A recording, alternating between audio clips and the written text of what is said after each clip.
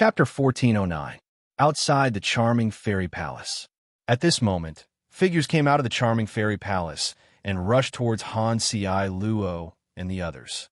Seeing these figures, Han Si Luo and the others trembled and couldn't help but clench their fists. Junior Brother Ge, how's the situation in the charming fairy palace? Didn't you find Junior Brother Mo?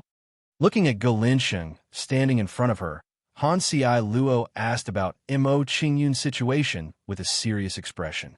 When Han Si Luo asked about Mo Qingyun's situation, when the people from the Eastern Dawn Immortal Palace saw that Mo Qingyun didn't come out with Ge Linsheng, one of them sneered, "Senior Brother Han, I see that Mo Qingyun from the Eternal South Immortal Palace didn't come out with Ge Linsheng and the others. He's most likely dead. My condolences." Li Yini, shut your dog mouth. Hearing Li Yini's curses, Ge Linsheng's face darkened and he roared at him. "Ge Linsheng, don't go overboard." Hearing Ge Linsheng's roar, Li Yini's face darkened and he looked like he was going to fight Ge Linsheng. Seeing Li Yini's actions, Ge Linsheng rolled up his sleeves and walked towards Li Yini, shouting, "What? You still want to fight me?" You! Under Ge Linsheng's domineering aura, Li Yini was infuriated, but he chose to keep quiet. He was very clear about Ge Linsheng's strength. Even if there were three of him, he might not be Ge Linsheng's match. If he fought with Ge Linsheng, there would only be one outcome. He would be beaten to a pulp by Ge Linsheng. Seeing Li Yini's cowardice, the surrounding people were disappointed and looked down on Li Yini. After all this time, it turned out that he was just a paper tiger who cowered when Ge Linsheng made a move. After using his aura to pressure Li Yini, Ge Linsheng returned to Han Si Luo and replied, "Everyone, don't worry. Junior Brother Mo isn't in any danger. He has some things to deal with, so he didn't come out with us. I believe he will come out soon." After the battle with Mo Qingyun, Ge Linsheng's trust in Mo Qingyun had reached an unprecedented level. He did not believe that Mo Qingyun would encounter any danger if he stayed alone in the charming fairy pavilion. That's good, that's good. After listening to Ge Linsheng's story, Han Si Luo's expression relaxed, and her heart that had been hanging in the air relaxed. After a while, under Han Si Luo and the others' gazes, Mo Qingyun finally came out of the charming fairy palace. Junior Brother Mo had come out. Seeing Mo Qingyun come out of the charming fairy palace, Han Si Luo and the others were overjoyed and hurriedly went up to greet Mo Qingyun. Han Si Luo's current actions were to prevent the people from the various factions from launching a sneak attack when Mo Qingyun left the charming fairy palace. After Ge Linsheng came out of the charming fairy palace, he had already told Han Si Luo about Mo Qingyun's deeds in the charming fairy palace through voice transmission. After learning about Mo Qingyun's deeds, Han Si Luo was quite frightened and worried that the various factions would also know about it. Fortunately, from the reactions of the various factions, they did not know about what had happened in the charming fairy palace. Greetings, senior brothers and sisters. Seeing Han Si Luo and the others welcoming him, Mo Qingyun was touched and hurriedly bowed to everyone. No need to be so polite. Han Si Luo smiled faintly and nodded at Mo Qingyun's bow. She waved her hand at Mo Qingyun and said, "It's not suitable to talk here. Let's go back to the camp first." Okay. Everyone nodded and quickly returned to the immortal camp. Seeing the people of the Eternal South Immortal Palace leave, the various factions' expressions were uncertain and an inexplicable anger arose in them. They were very puzzled. The people of the Eternal South Immortal Palace had all come out, but why were there no movement from their own factions? Sect Master, our faction's people have not come out yet. Could they have met with misfortune? After an unknown period of time, an untimely voice suddenly entered everyone's ears. Hearing this voice, everyone's body trembled and looked at this person with dark eyes.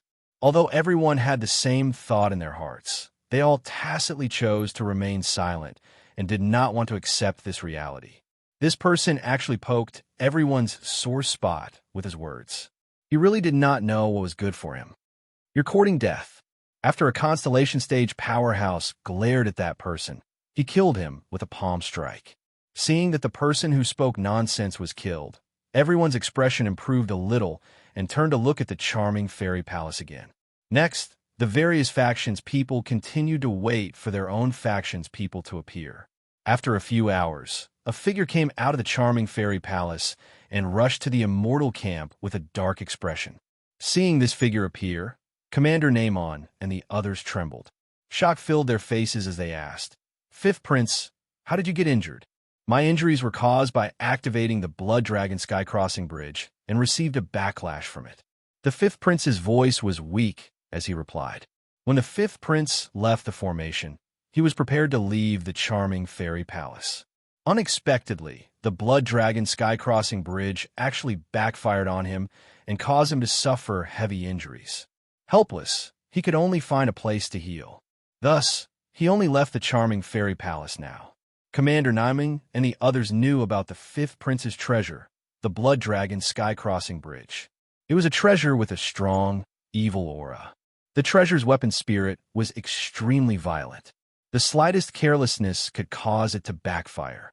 Hearing the Fifth Prince say that his injuries were caused by the Blood Dragon Sky-Crossing Bridge, Naiming and the others did not doubt it.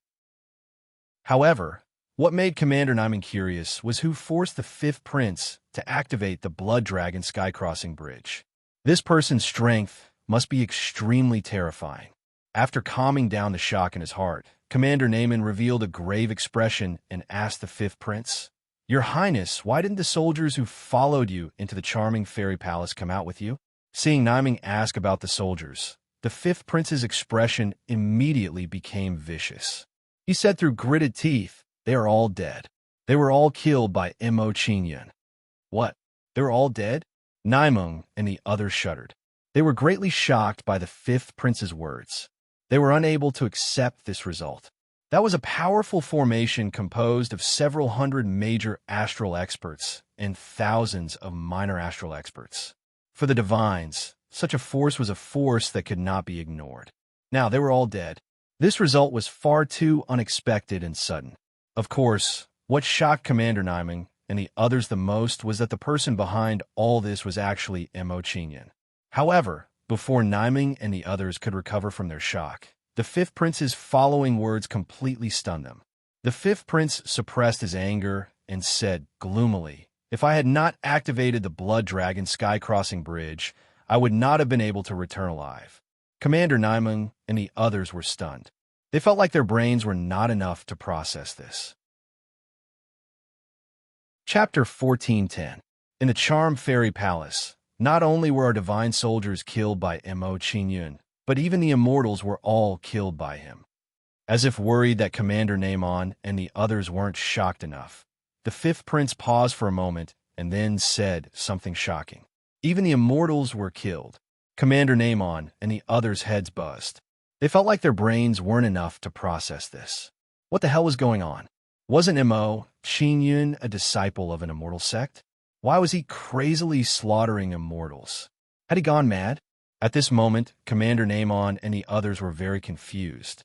They were stunned by Mo Qingyun's actions. This Mo Qingyun is too ruthless. In my opinion, it's best we don't provoke him in the future. Mo Qingyun has a powerful bloodline. Perhaps he really is from a powerful race. That's right. Only those powerful races would treat our lives and those of the immortals like dirt. I think we should investigate Mo Qingyun's background more carefully, Mo Qingyun said. That's right. If we don't thoroughly investigate Mo Qingyun's background, it's best we don't provoke him. At this moment, Mo Qingyun was labeled as extremely dangerous in the minds of the divine race. Oh right, although we can't deal with Mo Qingyun, we can have the immortals do it. At this moment, a constellation stage expert beside Namon smiled sinisterly. Say, if the immortals know that their people were killed by Mo Qingyun, what do you think they'll do? Namon and the others' eyes lit up. This was a good idea. If nothing goes wrong, the immortals will definitely go crazy and crazily take revenge on Mo Qingyun. Namon smiled brightly with anticipation. When the time comes, if Mo Qingyun is killed by the immortals, that'll naturally be the best result. It'll save us the trouble. If Mo Qingyun isn't killed by the immortals, We can also use the immortals to test Mo Qingyun's strength. Thinking up to here, Naimon didn't hesitate any longer. He turned to look at the people from the various powers and said in a clear voice, "There's no need for all of you to continue waiting like idiots. Mo Qingyun has already killed all the people you sent into the palace of the Charm Fairies. It's impossible for them to leave." "What? Our people were all killed by Mo Qingyun?" Hearing Commander Naimon's words, the people from the various forces were shocked. They were caught off guard by this news. They had thought of many possibilities, but they had never thought that their people would be killed by Mo Qingyun. If Mo Qingyun really dared to do so, then he was too bold. "Everyone, do you think this is a scheme of the Immortals?" "We can't rule out this possibility, but we have to keep an eye on the situation," the Immortals said. "Since that's the case, we'll leave some people behind and continue to wait here. The others will go back and confront Mo Qingyun." "Okay, it's decided." Everyone split up immediately. After the people of the major factions finished their discussion, they immediately split up. When part of the major factions returned to the camp, Mo Qingyun and the others had already returned. "Junior brother Mo, you killed the people of the Immortals' major factions. I'm afraid they won't let you off easily. You'd better leave the Iron and Blood Realm Abyss immediately." Returning to the camp, Han Siluo had a grave expression as he warned Mo Qingyun. Hearing Han Siluo's words, Mo Qingyun frowned and said in a deep voice, "Senior brother Han, this matter is of great importance. You guys should also leave with me, so that you won't be implicated when the time comes." "No, we can't leave." Han Siluo shook his head at Mo Qingyun's suggestion and said with a firm and helpless expression, "If we also leave, it's tantamount to confessing to the major factions without being pressed, indicating that we're absconding in fear of punishment." Hearing Han Siluo's analysis, Mo Qingyun and the others nodded one after another, feeling that Han Siluo was right. If Mo Qingyun and the others were not guilty, why would they evacuate collectively? Seeing that Han Siluo insisted on staying, Mo Qingyun did not persuade anymore. He stood up and said in a deep voice, "In that case, we won't stay any longer. Senior brother Qinqing, let's go." After saying goodbye to Han Siluo and the others, Mo Qingyun stood up and called for Qinqing and the others to leave together. Seeing that Mo Qingyun was about to leave, Qinqing and the others all stood up and followed Mo Qingyun out of the tent. "I hope junior brother Mo can return to the Eternal South Immortal Palace as soon as possible and not cause any trouble on the way." Looking in Mo Qingyun's back as he gradually walked away, Ge Linqing's expression was solemn as he silently hoped in his heart. "This matter is of great importance. I'm afraid it won't end well." Hearing Ge Linqing's words, Han Siluo sighed and said, "Although the major factions don't have evidence to prove that junior brother Mo killed their people, they will definitely take this opportunity to ruthlessly suppress the Eternal South Immortal Palace." Ge Linqing and the others were silent and agreed with Han Siluo's analysis. Han Siluo pondered for a moment and said, "All this time, the East Dawn Immortal Palace and the Ling Shuang Immortal Palace have been trying all kinds of ways to eliminate the Eternal South Immortal Palace. They definitely won't let go of this opportunity.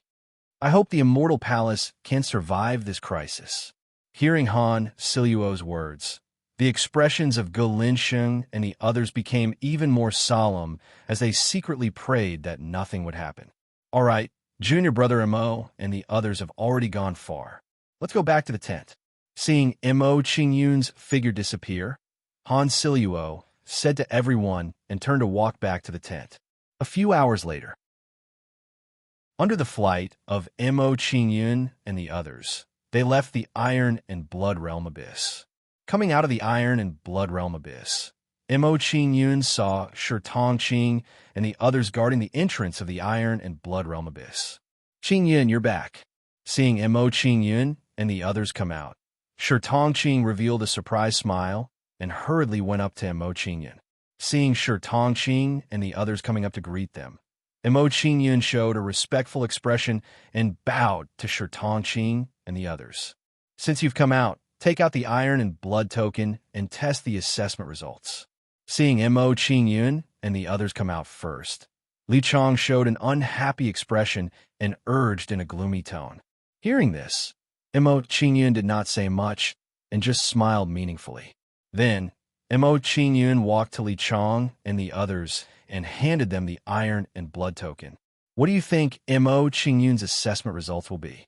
In my opinion, it shouldn't be too ideal. He hasn't even broken through to the true immortal realm. Every time the iron and blood realm abyss experiences, disciples with good talent can break through to the true immortal realm.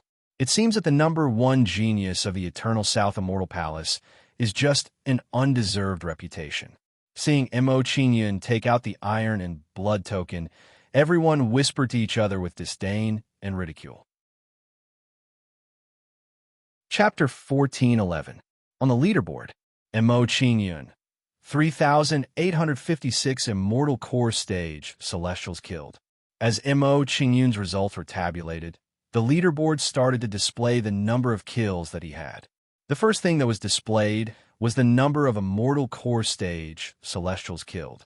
Seeing the number of Immortal Core Stage, Celestials killed, the crowd sneered and looked at Mo Qingyun with disdain. He really doesn't live up to his reputation. He only managed to kill a few Immortal Core Stage Celestials. In my opinion, this kid must be hiding somewhere and picking off lone Immortal Core Stage Celestials to kill. That must be it. Otherwise, how could his results be so bad in 3 months? Mockery appeared on everyone's faces as they continuously mocked Mo Qingyun. Old ancestor, Shi Tongqing. It seems like the number one prodigy of the Eternal South Immortal Palace isn't doing well. Seeing Mo Qingyun's test results, Li Chang felt the same as everyone else. He couldn't help but make fun of Shi Tongqing. However, before Li Chang could finish his sentence, his expression became unnatural. That was because the number of Immortal Infant Stage Celestials killed by Mo Qingyun had been tabulated. On the leaderboard, Mo Qingyun, 3,856 Immortal Core Stage Celestials killed. The number of Immortal Infant Stage deities killed was 13,255. More than 13,000? Seeing the numbers on the leaderboard, Li Chang and the rest were stunned. They couldn't believe that it was real. The number of Immortal Infant Stage Celestials killed by Mo Qingyun was 4 times more than the number of Immortal Core Stage Celestials killed by him. Logically speaking, the higher the cultivation of the Celestials, the more difficult it would be to kill them. Now, Mo Qingyun's situation was reversed. It didn't make sense. Palace Master Li Chang, it seems like you don't know my disciple well enough. He is not interested in Celestials with low cultivation. Seeing Mo Qingyun's assessment results, Shi Tongqing was stunned for a moment before replying to Li Chang with a faint smile. Hearing Shi Tongqing's words, Li Chang immediately smiled awkwardly and replied, "This time, I was rash. I didn't expect Mo Qingyun to be aiming to kill Immortal Infant Stage Immortals." From Li Chang's point of view, the reason why Mo Qingyun could kill so many Immortal Infant Stage Gods race experts was probably because he was specifically killing Immortal Infant Stage Gods race experts. Thinking of this, a faint smile appeared on Li Chang's face again. Then he sneered at Shi Tongqing and said, "However, if you only kill Immortal Infant Stage cultivators, I'm afraid your final assessment results won't be too good." At this moment, Li Chang was only halfway through his sentence when he could no longer continue. That was because the number of divine clans Mo Qingyun had killed had been tabulated. On the ranking board, Mo Qingyun, 3,856 Immortal Core Stage Immortal Race cultivators killed. The number of Immortal Infant Stage deities killed was 13,255. 4,326 Immortal Infant Stage cultivators killed. No, impossible, this must be fake. Seeing Mo Qingyun's shocking assessment results, Li Chang was so shocked that his expression started to tremble. He lost his composure and said, "He's only at the Immortal Infant Stage. No matter how strong he is, it's impossible for him to kill so many Immortal Infant Stage cultivators." Hearing Li Chang's words, the surrounding people started to whisper to each other. They also thought that Mo Qingyun's assessment results were fake. Palace Master Li Chong is right. There must be a big problem with Mo Qingyun's assessment results. An immortal infant stage cultivator would find it difficult to survive against immortal infant stage cultivator, let alone kill him. Look, Mo Qingyun even killed a lesser immortal infant stage cultivator. Seeing Mo Qingyun's assessment results, the people from the various forces were stunned. On the ranking board, Mo Qingyun, 3,856 immortal core stage immortal race cultivators killed. The number of immortal infant stage deities killed was 13,255. Number of star god race members killed, 3,326. He had killed 2,643 minor star god tribe members. 121 greater immortal infant stage cultivators killed. Qingyun. Seeing Mo Qingyun's results, not only were Li Chong and the rest stunned, even Shi Tongqing was so shocked that his expression started to tremble. In Shi Tongqing's opinion, even if he were to kill the immortal infant stage cultivators, he would not be able to do much. However, he was a golden immortal stage cultivator and not a heavenly immortal infant stage cultivator. Seeing Shi Tongqing's expression, Mo Qingyun smiled faintly and replied calmly. Those immortal infant stage cultivators were more arrogant. They insisted on breaking into the array that I set up. In the end, they were wiped out by me. Wiped out by him. Hearing Mo Qingyun's reply, Shi Tongqing and the rest smiled bitterly and did not know what to say. They did not know if they should say that Mo Qingyun was lucky or that the immortal infant stage cultivators were unlucky. According to Mo Qingyun's words, if there were enough immortal infant stage cultivators, his assessment results might have been even better. Just as Mo Qingyun and the rest were talking. On the side, Li Chang's expression suddenly turned cold. A crafty look appeared on his face as he questioned coldly. Mo Qingyun, we don't believe you. Given your current cultivation base, how could you kill so many true immortal realm gods? I hope you can give us a reasonable explanation. You have to give us a reasonable explanation. Otherwise, your assessment results will be invalid. When the people from the various forces heard this, they all agreed and doubted Mo Qingyun's achievements. Explanation.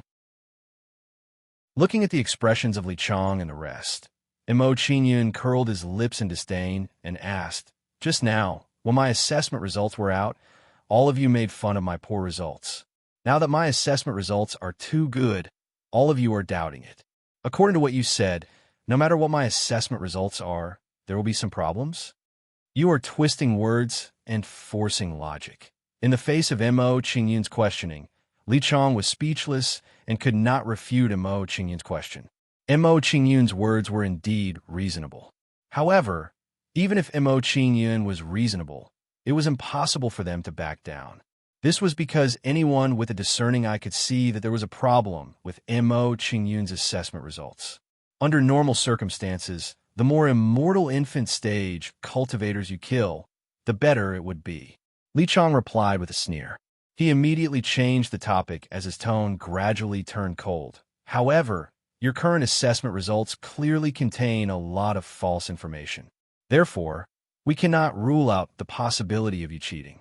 If you cannot give us an explanation, your assessment results can only be regarded as invalid. If it's invalid, then it's invalid. Since you can't afford to lose, don't make so many excuses. Mo Qingyun could not be clearer about what Li Chong and the others were thinking. He exposed them mercilessly. Chapter 14:12. There were two main reasons why Mo Qingyun was doing this. First, he rarely argued with Li Chong and the others. At the same time, he was not interested in the first place of the Three Realms Immortal Gathering. Second, he was worried that the people in the Iron Blood Realm Abyss would spread the news that he had killed the people from the various factions. At that time, it would not be easy for them to leave. Therefore, it was best for them to leave as soon as possible before the matter was exposed. When they returned to the Eternal South Immortal Palace, it would not be easy for the various factions to seek revenge. Shi Tongqing was stunned when he heard this. He was very surprised by Mo Qingyun's actions. He did not expect Mo Qingyun to be so open-minded. However, it made sense when he thought about it. From the way Li Chong and the others made things difficult for him, it was probably impossible for Mo Qingyun to get first place in the Three Realms Immortal Gathering. If that was the case, why should they stay and continue to waste their breath on Li Chong and the others? Sure, Tongqing laughed heartily after figuring out the crux of the matter. He patted Mo Qingyun's shoulder and praised, "Good disciple, you are right. There's indeed no meaning in arguing with a group of people who can't afford to lose. Instead, it will make us seem petty. In that case, let's return to the Eternal South Immortal Palace and let them play by themselves." After deciding not to argue about the first place of the Three Realms Immortal Gathering, Shi Tongqing reminded everyone and left with them. Li Chong and the others sneered as they watched Shi Tongqing and the others leave. Their expressions were smug. In their opinion, so what if Mo Qingyun's performance was outstanding? In the end, his assessment results were still cancelled. How satisfying! If not for Palace Master Li Chang's wisdom, Mo Qingyun would have gotten away with it this time. Palace Master Li Chong is wise. The Eternal South Immortal Palace suffered such a loss this time. They must be very indignant. It's not just indignant. Didn't you see that when they left just now, they were like rats crossing the street? At this moment, the people from the various forces were all sneering and mocking Mo Qingyun and the others. The smile on Li Chang's face grew even wider when he heard the words of the crowd. His complacent expression grew even denser as he said, "Everyone, since this time's Three Regions Immortal Gathering is hosted by my Eastern Dawn Immortal Palace, we will naturally uphold the principle of fairness and impartiality." Hearing Li Chang's words, the people of the major forces around him began to flatter him again. Looking at the flattering actions of the people around him, Li Chong smiled proudly and spread out his hands. "Everyone, since the people of the Eternal South Immortal Palace have come out, I believe that it won't be long before the people of our major forces also come out from the Iron and Blood Boundary Abyss." 15 minutes passed. An hour passed. 2 hours passed. Even after 20 hours had passed, not a single person had come out. The expressions of Li Chong and the others turned ugly. At that moment, confusion arose in their hearts. They did not understand why such a situation would occur. Of course, while Li Chong and the others were puzzled, they were more worried, because there were still several hours before the exit of the Iron and Blood Boundary Abyss would close. If the people of their forces still did not come out, they would not be able to come out when the entrance of the Iron and Blood Boundary Abyss closed. At this moment, under the anxious gazes of Li Chong and the others, a figure passed through the exit of the Iron and Blood Boundary Abyss. Seeing someone come out of the Iron and Blood Boundary Abyss, Li Chong and the others were pleasantly surprised, and their expressions became somewhat excited. Someone had finally returned from the Iron and Blood Boundary Abyss. However, when Li Chong and the others saw the person's appearance, they immediately revealed disappointed expressions. "Who sure? Why are you here?" Looking at the person who came out of the Iron and Blood Boundary Abyss, Li Chang's brows were tightly knitted together as he uttered a sentence of surprise. The Hushur in front of him was the deacon that the Eastern Dawn Immortal Palace had sent into the Iron and Blood Boundary Abyss to command the disciples of the Eastern Dawn Immortal Palace to fight. Now that the deacon had suddenly returned, how could Li Chong not be surprised? After uttering a sentence of surprise, Li Chang's expression became solemn, and his tone was slightly displeased. "Hushur, why did you suddenly come back? Did something happen in the Iron and Blood Boundary Abyss?" In Li Chang's view, if it were not for something happening in the Iron and Blood Boundary Abyss, Hushur should not have returned personally. Hearing Li Chang's inquiry, Hushur swept a glance over the surrounding people, revealing a solemn expression as he said in a deep voice, replying to Palace Lord, "Something big has indeed happened in the Iron and Blood Boundary Abyss. We suspect that the disciples sent by the various major forces to the Iron and Blood Boundary Abyss were all killed by Mo Qingyun of the Eternal South Immortal Palace." "What? The people of our various major forces were all killed by Mo Qingyun?" Li Chong and the others' heads buzzed, greatly shocked by this news. This was too unexpected for them. At this moment, they seemed to suddenly understand why the people of their various major forces had not returned until now. It turned out that the people of their various major forces had all died at the hands of Mo Qingyun. This damned Mo Qingyun, if this matter is true, this old man will absolutely not spare him. Thinking of the genius juniors in his sect all dying at the hands of Mo Qingyun, Li Chang's face instantly turned ashen. A horrifying killing intent emitted from Li Chang's body, impacting until the surrounding vegetation instantly burst apart. Speak, what in the world is going on? What in the world happened in the iron and blood boundary abyss? Li Chang said in a cold voice. Yes. Hu Shi answered, sorted out the train of thought in his head, and started narrating to Li Chang. Originally, we didn't take this Mo Qingyun too seriously. We only knew that he had a relationship with martial nephew Li Wenyue. Later, in order to vent anger from martial nephew Li Wenyue, junior apprentice brother Han Rong sent Mo Qingyun out to scout for information about the divine race. After hearing Hu Shi's words, the expressions of the people of the various major forces around immediately became somewhat strange. In their expressions, they all revealed some contempt and disdain, thinking that Han Rong was somewhat too much. Mo Qingyun entered the iron and blood boundary abyss to take part in the test.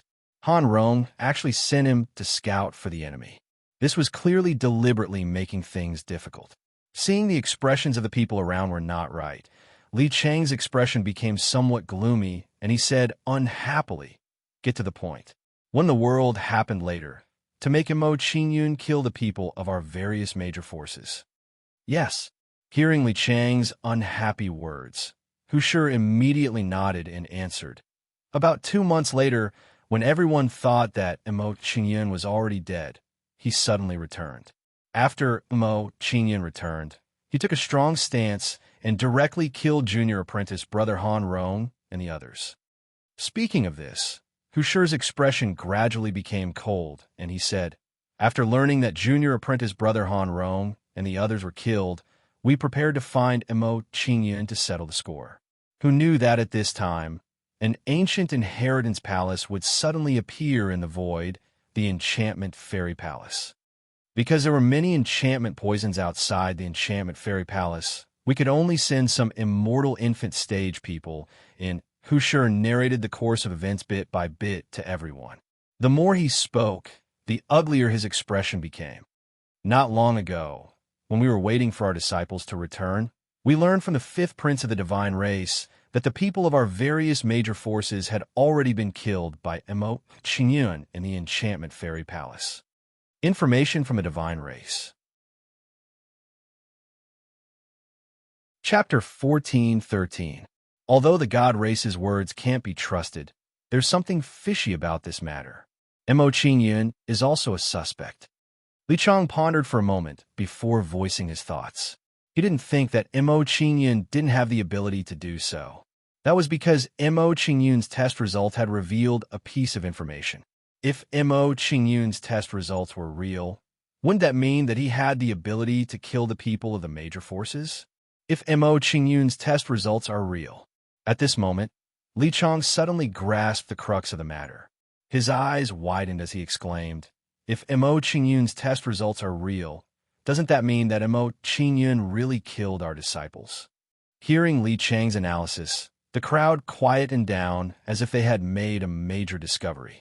If Mo Qingyun really killed our disciples, wouldn't we have sent our enemy away by letting Mo Qingyun leave? More importantly, when we sent Mo Qingyun off just now, we were still very happy. Damn it, I sent my enemy away and I'm still happy? When did I become such a fool? Damn it, we've made a mistake this time. We were fooled by a junior. At this moment, the people of the major forces were dumbfounded. They felt that they were really stupid just now. Their actions just now were because they were bought by someone else and they were counting the money for the other party. This kind of behavior couldn't be more stupid. Chase, we can't let Mo Qingyun and the others escape. They'll be in trouble when they return to the Eternal South Immortal Palace. Thinking that his disciples might have been killed by Mo Qingyun, Li Chang immediately showed an anxious expression. Then, Li Chang led the crowd to chase after Mo Qingyun. He wanted to stop Mo Qingyun and the others before Mo Qingyun left the Eastern Dawn immortal domain. Seeing that Li Chang was chasing after Mo Qingyun, the people of the major forces didn't hesitate and immediately followed Li Chang. A few hours later, under the pursuit of Li Chang and the others, they stopped in their tracks, each and every one of them revealing an unwilling expression. Mo Qingyun and the others had already left the Eastern Dawn immortal domain. Knowing that Mo Qingyun and the others had left, Li Chang and the others were unwilling, and a strong sense of frustration rose in their hearts. He had actually let Mo Qingyun and the others escape. That treacherous brat actually tricked all of us. He was clearly trying to provoke us earlier. That's right. If he obtains first place in the Three Realms Immortal Gathering, he won't be able to leave directly. He can run away, but he can't hide from the temple. In the future, we will go to the Eternal South Immortal Palace to settle the score. Now, let's go to the Iron Blood Realm Abyss and kill all the disciples of the Eternal South Immortal Palace. No. The Iron and Blood Realm Abyss is the battlefield of the deities and immortals. The soldiers inside cannot act rashly. Knowing that Mo Qingyun's group had already left, Li Chang and the rest were enraged, feeling indignant in their hearts. However, it was useless for them to be angry now. They could only take their time to come up with a plan. Everyone, don't be angry. Please follow me back to the Eastern Dawn Immortal Palace, and we will discuss the countermeasures in detail. Looking at the angry crowd in front of him, Li Chang comforted them and turned to return to the Eastern Dawn Immortal Palace. Hearing Li Chang's words, everyone looked at each other and left together with Li Chang. Now, they were grasshoppers tied to the same boat, and they should deal with the Eternal South Immortal Palace together. Mo Qingyun, although you killed the disciples of the Eastern Dawn Immortal Palace, you gave me a chance to destroy the Eternal South Immortal Palace. Thinking about how he had led the people of the major forces to the gate of the Eternal South Immortal Palace, Li Chang sneered.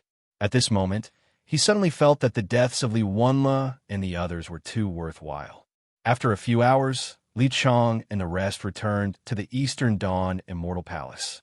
However, the scene in front of them stunned them. The Eastern Dawn Immortal Palace had been reduced to ruins. How could this be? Seeing the scene in front of him, Li Chang was shocked and could not believe that this was real. A powerful existence like the Eastern Dawn Immortal Palace had its mountain gate breached and the entire sect turned into a mess. Now, just as Li Chang was about to explode with anger, several terrifying auras suddenly appeared.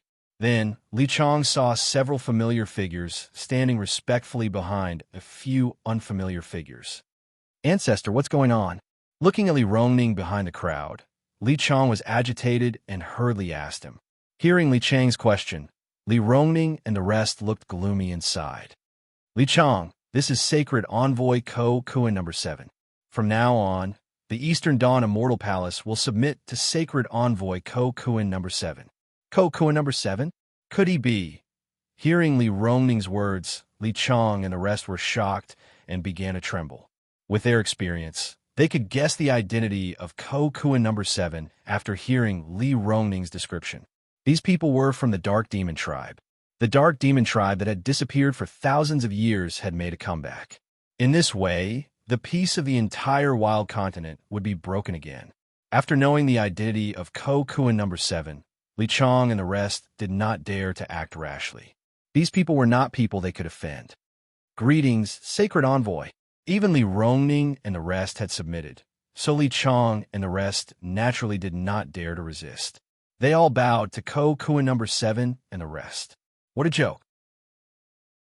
If they dared not submit, what they would face next would be a disaster. However, when they thought about how they had come back this time, they were prepared to seek revenge on Mo Qingyun. Now that such an unforeseen event had happened, Li Chang and the rest felt as disgusted as if they had swallowed a dead fly. Was there anything more aggrieved than this? Since you are willing to submit to the sacred tribe, then let go of your souls.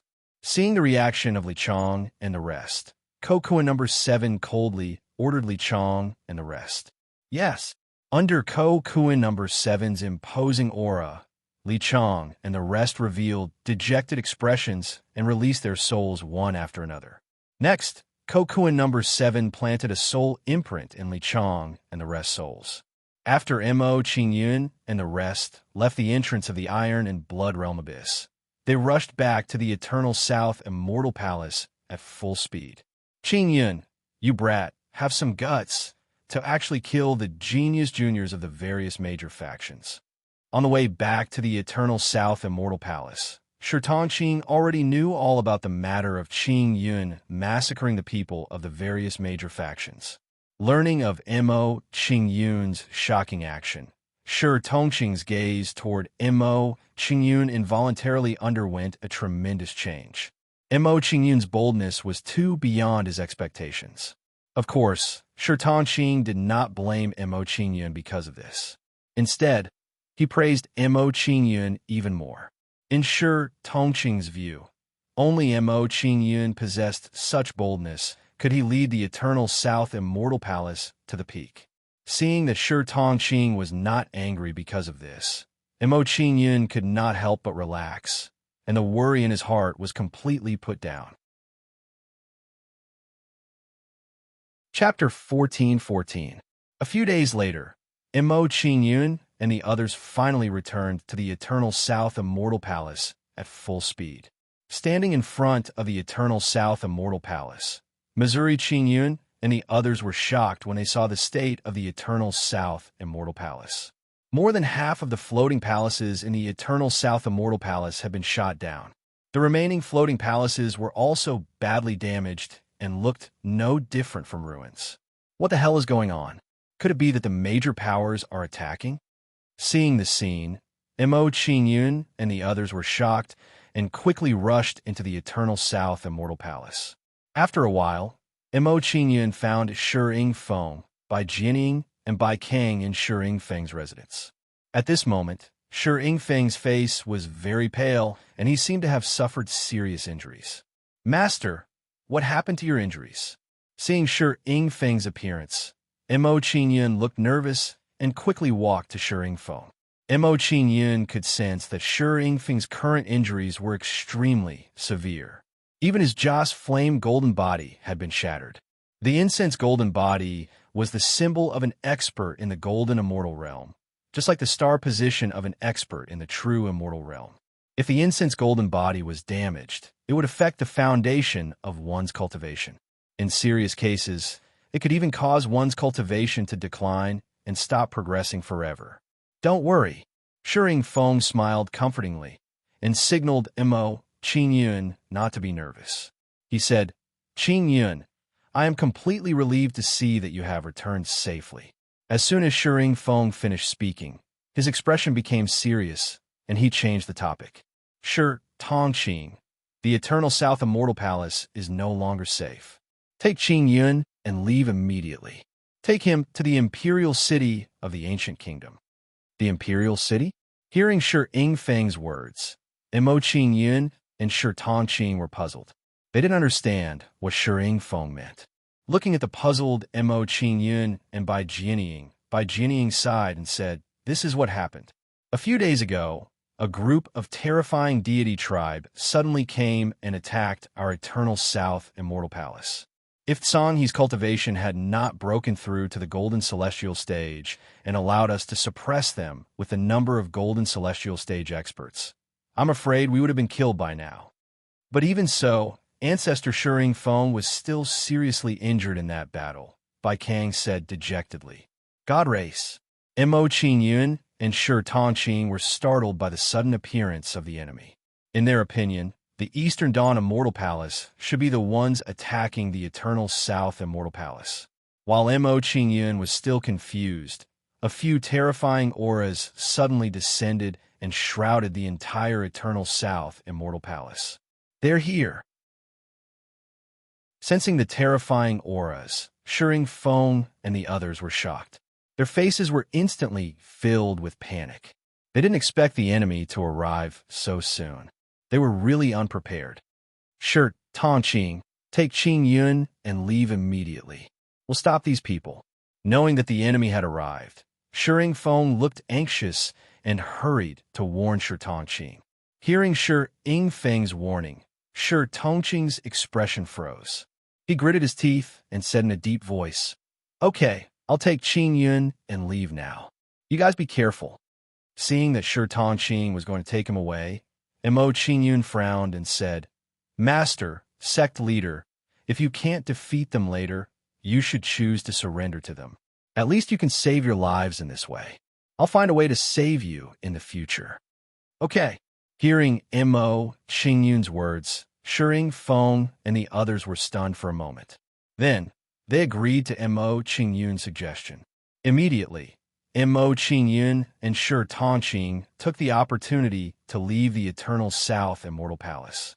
However, Shering Feng and the others' idea was good, but the reality was very cruel. Before Mo Qing Yun and Shi Tongqing could go far, their way was blocked by two figures with shocking auras. Judging from the auras of these two people, they were both powerhouses at the Golden Celestial stage. Their cultivation was even stronger than Shi Tongqing's. Blocked by these two people, Mo Qing Yun and Shi Tongqing had no chance to escape. Helpless, Mo Qing Yun and Shi Tongqing had to retreat and come back to Shering Feng and the others.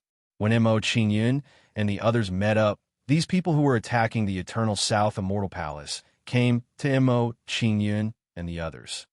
6 powerhouses at the Golden Celestial stage. Sensing the auras of these people, Shering Feng and the others turned pale, and a sense of despair rose in their hearts. In the face of so many powerhouses at the Golden Celestial stage, even if Shering Feng and the others were not injured, there was still no match for them. Seeing this, Shering Feng and the others tensed up and guarded against the attacks of these people. However, Shering Feng and the others were a little relieved that these people did not pay attention to Mo Qing Yun, who was next to them. Presumably, in these people's eyes, a little ant at the immortal infant stage was not qualified to attract their attention. Seeing that they ignored him, Mo Qing Yun quietly stepped back and slowly distanced himself from them. Seeing Mo Qing Yun's actions, these people didn't pay any attention to him. It was as if Mo Qing Yun was transparent. Their reaction made Mo Qing Yun a little unhappy, but it also made him feel a little relieved.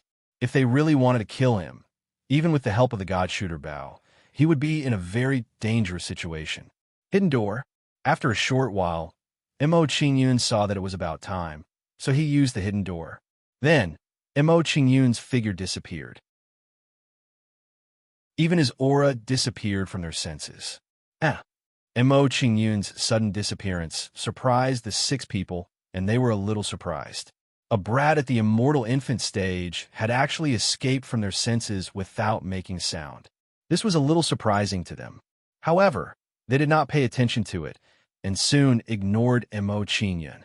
In their eyes, a guy at the immortal infant stage, no matter how strange he was nothing. After Mo Qing Yun used the concealment door and concealed himself, he didn't leave immediately. Instead, he stood to the side and observed silently. Then, under the gaze of Mo Qing Yun, Shering Feng and the others chose a suggestion and submitted to him. After a while, seeing that Shering Feng and the others had kept their lives, Mo Qing Yun was completely relieved. Although Shering Feng and the others had to submit to him from now on, it was a good result for them to keep their lives. Seeing that Shering Feng and the others had kept their lives, Mo Qing Yun did not stay any longer and quietly left Shi Feng's residence.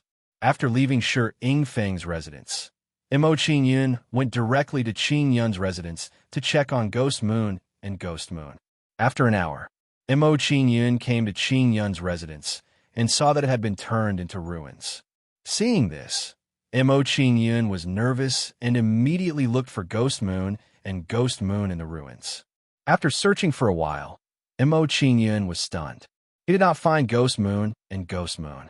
This meant that during the destruction of Qing Yun's residence, Ghost Moon and Ghost Moon might have been killed by him.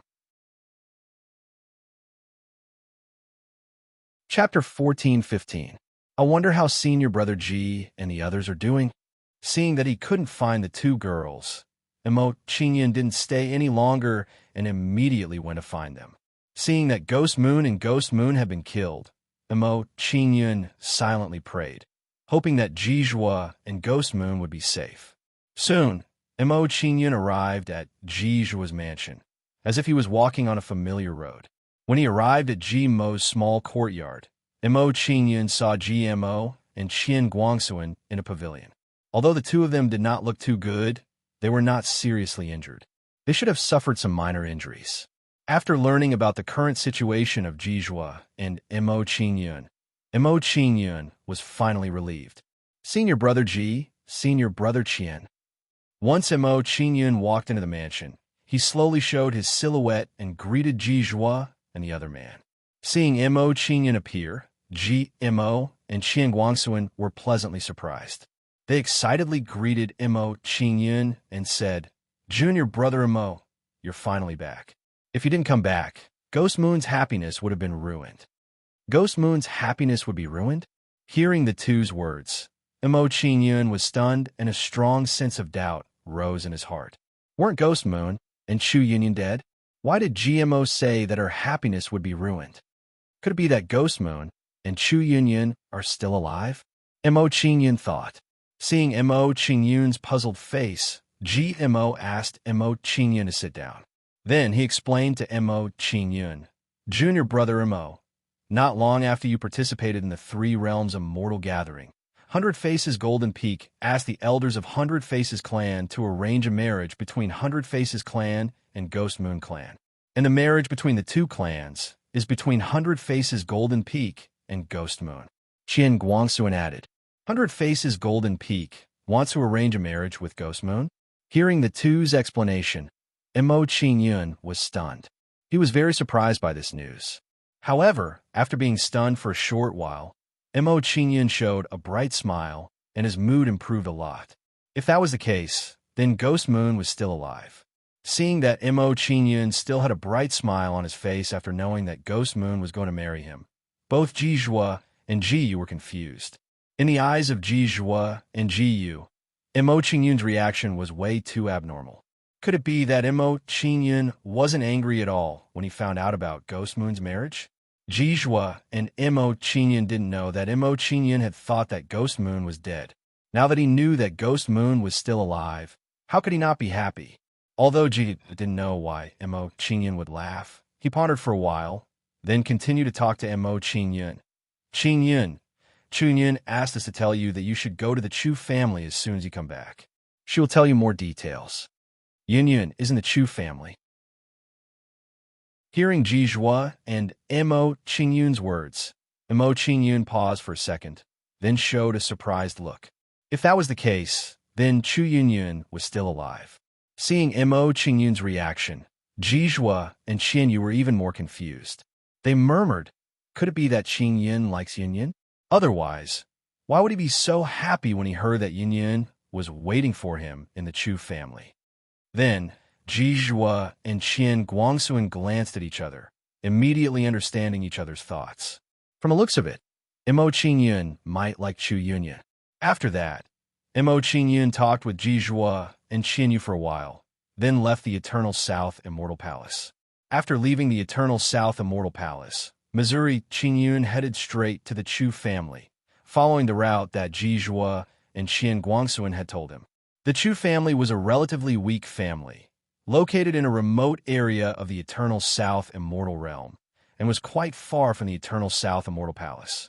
In order to save time, Qingyun summoned the golden-crowned snake-feathered eagle and rode it to the Chu family.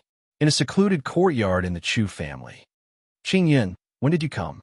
Chu Yunyan rested her chin on her hands and murmured Qingyun's name with a longing expression on her face. While Chu Yunyan was in a daze, a woman in green slowly approached her with a few maids. "Sister Yunyan, what are you thinking about? Why are you so absorbed in your thoughts?" The woman in green asked with a faint smile. "Sister Chu Jiao, it's you." Seeing the woman in green in front of her, Chu Yunyan was surprised to see her. This woman named Chu Jiao had a high status in the Chu family, and she was the daughter of the current head of the Chu family. She didn't remember being close to Chu Jiao. To be exact, They hadn't spoken more than 3 sentences to each other. "Sister Chu Jiao, what can I do for you?" Chu Yunyun revealed a puzzled expression and directly asked the other party's intention. Hearing Chu Yunyun's words, Chu Jiao pursed her lips and pretended to be unhappy. She smiled and said, "Sister Yunyun, what are you saying? Can't I come to visit you if there's nothing important?" "No, that's not what I meant." Chu Yunyun was embarrassed and hurriedly explained. "Sister Yunyun, I'm just joking with you. You don't have to take it so seriously." Seeing Chu Yunyun's embarrassed expression, Chu Jiao immediately laughed and teased Chu Yunyun. Seeing Chu Jiao's actions, Chu Yunyun's expression became even more awkward. She didn't know how to communicate with Chu Jiao. "Aya, look at my memory." Chu Jiao slapped her head and pretended to cry out in surprise. She put on a pleading expression and said, "Sister Yunyun, I suddenly remembered something. I need you to help me with something." "What is it?" Chu Yunyun's expression changed and a trace of coldness appeared between her brows. She didn't want to have anything to do with Chu Jiao. Hearing Chu Yunyun's question, Chu Jiao pursed her lips and smiled slyly. "Sister Yunyun, you should have heard that I'm marrying into non-Hasidi's Tong family in a few asterisk. At that time, I want you to be my bridesmaid. I hope you can agree." "Bridesmaid?" Chu Yunyun's expression froze. She was dumbfounded by Chu Jiao's request. She really had no experience in such matters. Furthermore, she was currently worrying about Ghost Moon. How could she have the time to care about Chu Jiao's matters? Thinking of this, Chu Yunyun revealed an apologetic expression and shook her head at Chu Jiao. "Sister Chu Jiao, I have some matters to attend to recently. I'm afraid I can't agree to your request." Hearing Chu Yunyun's rejection, Chu Jiao's expression clearly turned cold and showed some displeasure. However, Chu Jiao soon suppressed her displeasure and pleaded to Chu Yunyun again. "Little sister Yunyun, my good little sister, please agree to this big sister's request. Could it be that you're willing to watch this big sister get married without even having a bridesmaid?" At this moment, just as Chu Yunyun was about to reject her again, a stalwart middle-aged man walked over. Seeing the middle-aged man walk over, Chu Jiao's expression immediately lit up. She quickly walked over to the middle-aged man and said coquettishly, "Father, why are you here?" "Yunyun greets the master." Seeing the middle-aged man walk over, Chu Yunyun revealed a respectful expression and hurriedly bowed to him. "Jiao is here too." Seeing the approaching Chu Jiao, the master of the Chu family, Chu Qing-song faintly smiled and said, "I'm here to tell Yunyun that the marriage between the Ghost Moon family and the 100 Change family will be held in 3 days. Tomorrow, we will be leaving for the 100 Change family. Let her prepare well today." 3 days later? "Qingyun, can you make it?" Chapter 14:16. So that's how it is. Hearing Chu Qing-song's words, Chu Jiao immediately rolled her eyes. She looked at Chu Yunyun and pretended to be displeased as she said, "Little sister Yunyun, you're too much. You're going to attend the wedding of the Ghost Moon family and the 100 Change family. Can't you be my bridesmaid once?" Hearing Chu Jiao mention this again, Chu Yunyun could not help but be speechless. She did not know how to respond. Although she really didn't want to agree, she couldn't reject Chu Jiao's repeated requests. So Jiao came to find Yunyun to ask me to be her bridesmaid. After knowing Chu Jiao's intention, Chu Qing-song chuckled. He turned to Chu Yunyun and said, "Yunyun, marriage is a big event in Jiao life.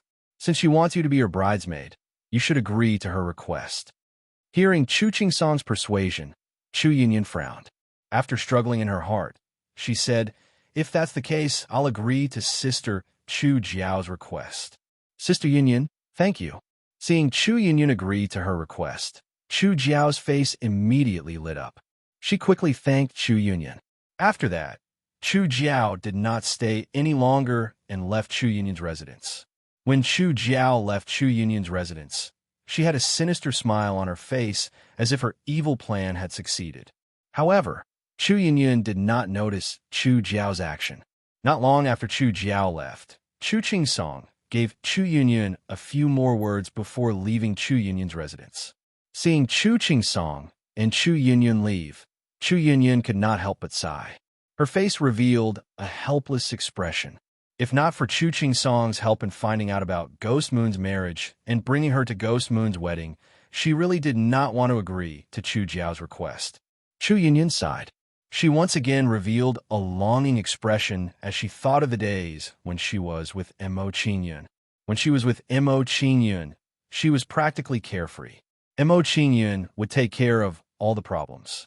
Now that Mo Qingyun was not around, her and Ghost Moon's situation could be said to be like walking on thin ice. Qingyun, hurry up and come back. Otherwise, Gue, you will really marry the 100 Transformation Golden Peak. Chu Yunyun rested her chin on her hand again as she looked into the distance with an expectant expression. In the following period of time, Chu Yunyun continued to wait as time passed by. After an unknown period of time, a luxuriously dressed young man walked over with a bright smile on his face. Miss Yunyun. Seeing Chu Yunyun in the small courtyard, the young man smiled in a gentlemanly manner and greeted Chu Yunyun. Hearing the words of the person behind her, Chu Yunyun immediately frowned, revealing an undetectable disgust. This youth was called Zhao Shi, the second son of Origin Bay City's Zhao family patriarch. The Zhao clan and the Chu clan were both large clans in Origin Bay City and had a good relationship with each other. As a result, the Chu clan and the Zhao clan had many marriages between them, and there were some in-laws between them. For example, Chu Song's sister-in-law was Zhao Shi's second aunt. Because of this relationship, Zhao Shi often went in and out of the Chu family and could be considered half a member of the Chu family. Ever since Zhao Shi saw Chu Yunyun a month ago, he had been constantly thinking about her. Because of this, Zhao Shi had specially asked his second aunt to arrange his marriage with Chu Yunyun. Later on, under Chu Yunyun's strong opposition, this matter was left unsettled. However, from Zhao Shi's current actions, it was clear that he had not given up on pursuing Chu Yunyun. Young Master Zhao, Chu Yunyun replied coldly. She no longer paid attention to Zhao Shi and continued to rest her chin on her hand as she looked into the distance. Seeing Chu Yunyun resting her chin on her hand, Zhao Shi's eyes immediately lit up, and he immediately froze on the spot. Beautiful. She was really too beautiful. Chu Yunyun's exquisite face now had a bit of worry, and she immediately had a delicate and pitiful charm. Seeing Chu Yunyun's expression, Zhao Shi's heart was immediately filled with tender affection. He wished he could pull Chu Yunyun into his arms and dote on her. At this moment, while Zhao Shi was admiring Chu Yunyun, a huge eagle landed in front of the Chu clan's residence. It's here!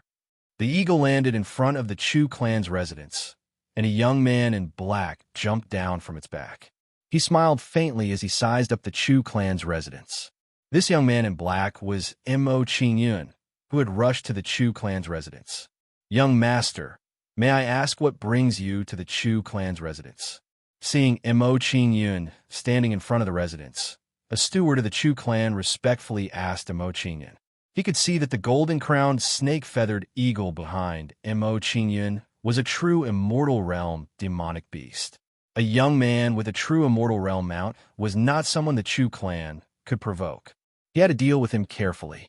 May I ask, is there a Miss Chu Yunyun in the residence? Hearing the steward question, Mo Qingyun did not beat around the bush and directly asked about Chu Yunyun. Hearing Mo Qingyun's words, the steward's expression immediately trembled. He revealed a flattering smile and said, "So young master is here to find Miss Yunyun. I'll take you there right away." "Thank you, steward." Mo Qingyun nodded with a faint smile. Then he waved at the golden-crowned, snake-feathered eagle and said, "Go take a look around first. I'll summon you later." Hearing Mo Qingyun's order, the golden-crowned, snake-feathered eagle nodded in response. Then it flew away before Mo Qingyun's eyes. Seeing the golden-crowned, snake-feathered eagle fly away, Mo Qingyun followed the steward into the Chu clan. Along the way, Mo Qingyun met many of the Chu clan's younger generation, which attracted their attention. Who is this young man? What a handsome appearance. His cultivation talent is so shocking. He's already at the immortal infant realm at such a young age. Could he be a disciple of a large sect? I wonder if he's married and has his own cultivation partner. What's wrong? Did you all get lustful just because he's handsome? Hee, aren't you the same? You still dare to make fun of him. When a young woman from the Chu clan saw the handsome Emo Qingyun, they all revealed expressions of adoration. For women from small clans like them, if their cultivation talent wasn't good enough, they basically didn't have the right to decide their own fates. Therefore, if they wanted to change their fates, they had to find a powerful cultivation partner. Otherwise, they would be used as a tool to strengthen their clans through marriage. Therefore, when they saw Emo Qingyun's handsome appearance and extraordinary talent, they immediately developed feelings of adoration. Speaking of which, these women's fates were really sad. Emo Qingyun didn't take the reactions of the people around him to heart. He followed the steward and walked forward. Seeing Emo Qingyun walking forward, some of the bolder women from the Chu clan quietly followed behind Emo Qingyun. After a while, Emo Qingyun arrived at Chu Yunyun's residence under the steward's lead. Walking into Chu Yunyun's residence, Emo Qingyun saw Chu Yunyun and said with a faint smile, "Yunyun, I'm here." Hearing Emo Qingyun's voice, Chu Yunyun's delicate body trembled. She quickly turned her head to look at Emo Qingyun. The moment Chu Yunyun turned her head, her fine black hair fluttered in the wind and slowly scattered on her back. At this moment, an immortal and otherworldly aura was emitted from Chu Yunyun's body. So beautiful. Chapter 14:17. Qingyun, you're here. Looking at Emo Qingyun in front of her, Chu Yunyun was instantly absent-minded, and a sweet smile appeared on her face. Emo Qingyun was finally here. After a brief moment of absent-mindedness, Chu Yunyun forgot to be reserved and directly pounced into Emo Qingyun's embrace. Seeing Chu Yunyun's action, Emo Qingyun could not help being stunned, somewhat surprised by Chu Yunyun's behavior. However, Emo Qingyun did not go in to stop Chu Yunyun's action either. Now that he saw that Chu Yunyun was fine, he did not want to fuss over these details either. But Emo Qingyun not fuss over it did not mean that others would not fuss over it too. Seeing Emo Qingyun and Chu Yunyun's intimate actions, Zhaoxi by the side could not take it anymore. His face instantly darkened, and he shouted, "Boy, who are you? Let go of Miss Yunyun immediately.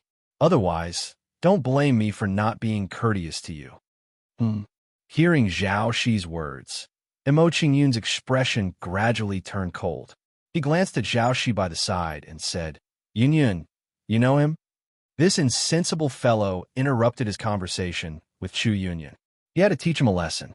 Considering that Zhaoxi might know Chu Yunyun, Emo Qingyun was not in a hurry to deal with Zhaoxi. He wanted to see how familiar Zhaoxi and Chu Yunyun were first, then decide the severity of Zhaoxi's punishment. Seeing Emo Qingyun inquire about Zhaoxi, Chu Yunyun pondered for a moment and said to Emo Qingyun in a deep voice, "He's the second son of the Zhao family's patriarch in Yuanwan City, young Master Zhaoxi. At the same time, he's also the nephew of the patriarch's eldest sister-in-law. He can be considered half a member of the Chu family." Oh, hearing Chu Yunyun's words, Emo Qingyun immediately had a clear understanding of Zhaoxi and Chu Yunyun's relationship. In this way, Chu Yunyun and Zhaoxi were not very familiar. To be precise, Chu Yunyun and Zhaoxi were not familiar or not, but whether Zhaoxi pestered Chu Yunyun or not. Since this was the case, Emo Qingyun did not need to have any misgivings about taking care of Zhaoxi. After he found out about Zhaoxi's identity, Emo Qingyun's expression became even colder and indifferent, and he said with displeasure, "Today, I've reunited with Yunyun once more, and my mood isn't bad right now. So long as you fuck off from Yunyun's courtyard, I'll spare your life." "You want me to get out of Yunyun's courtyard? Spare my life?" Hearing Emo Qingyun's words, Zhaoxi's expression froze. He couldn't believe what he had just heard. This unknown brat in front of him actually dared to act so pretentious in front of him. He could not tolerate this kind of thing. No matter what Zhaoxi was still considered a well-known figure in Origin Bay City. If he did not respond to such humiliation, he would not be able to survive in Source Base City in the future. Brat, you've got guts. You actually dare to speak to me like this. Zhao Shi's expression gradually darkened. He glared angrily at Mo Qingyun and said arrogantly with his head held high, Brat, don't blame me for not giving you a chance. On account of Miss Union's face, as long as you kneel down and kowtow to admit your mistake and promise not to pester Miss Union again, I'll also spare your life today.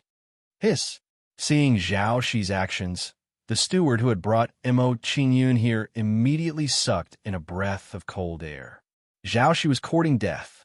A person with a true immortal mount was not someone their Zhao family could provoke, much less someone Zhao Shi could offend.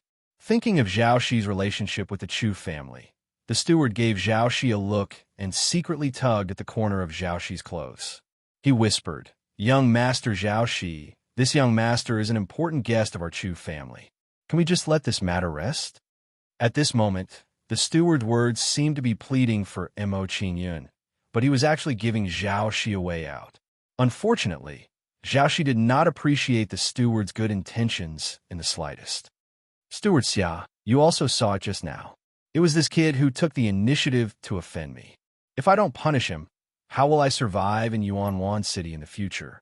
Zhao Shi shook off Steward Xia's hand and asked in a displeased tone.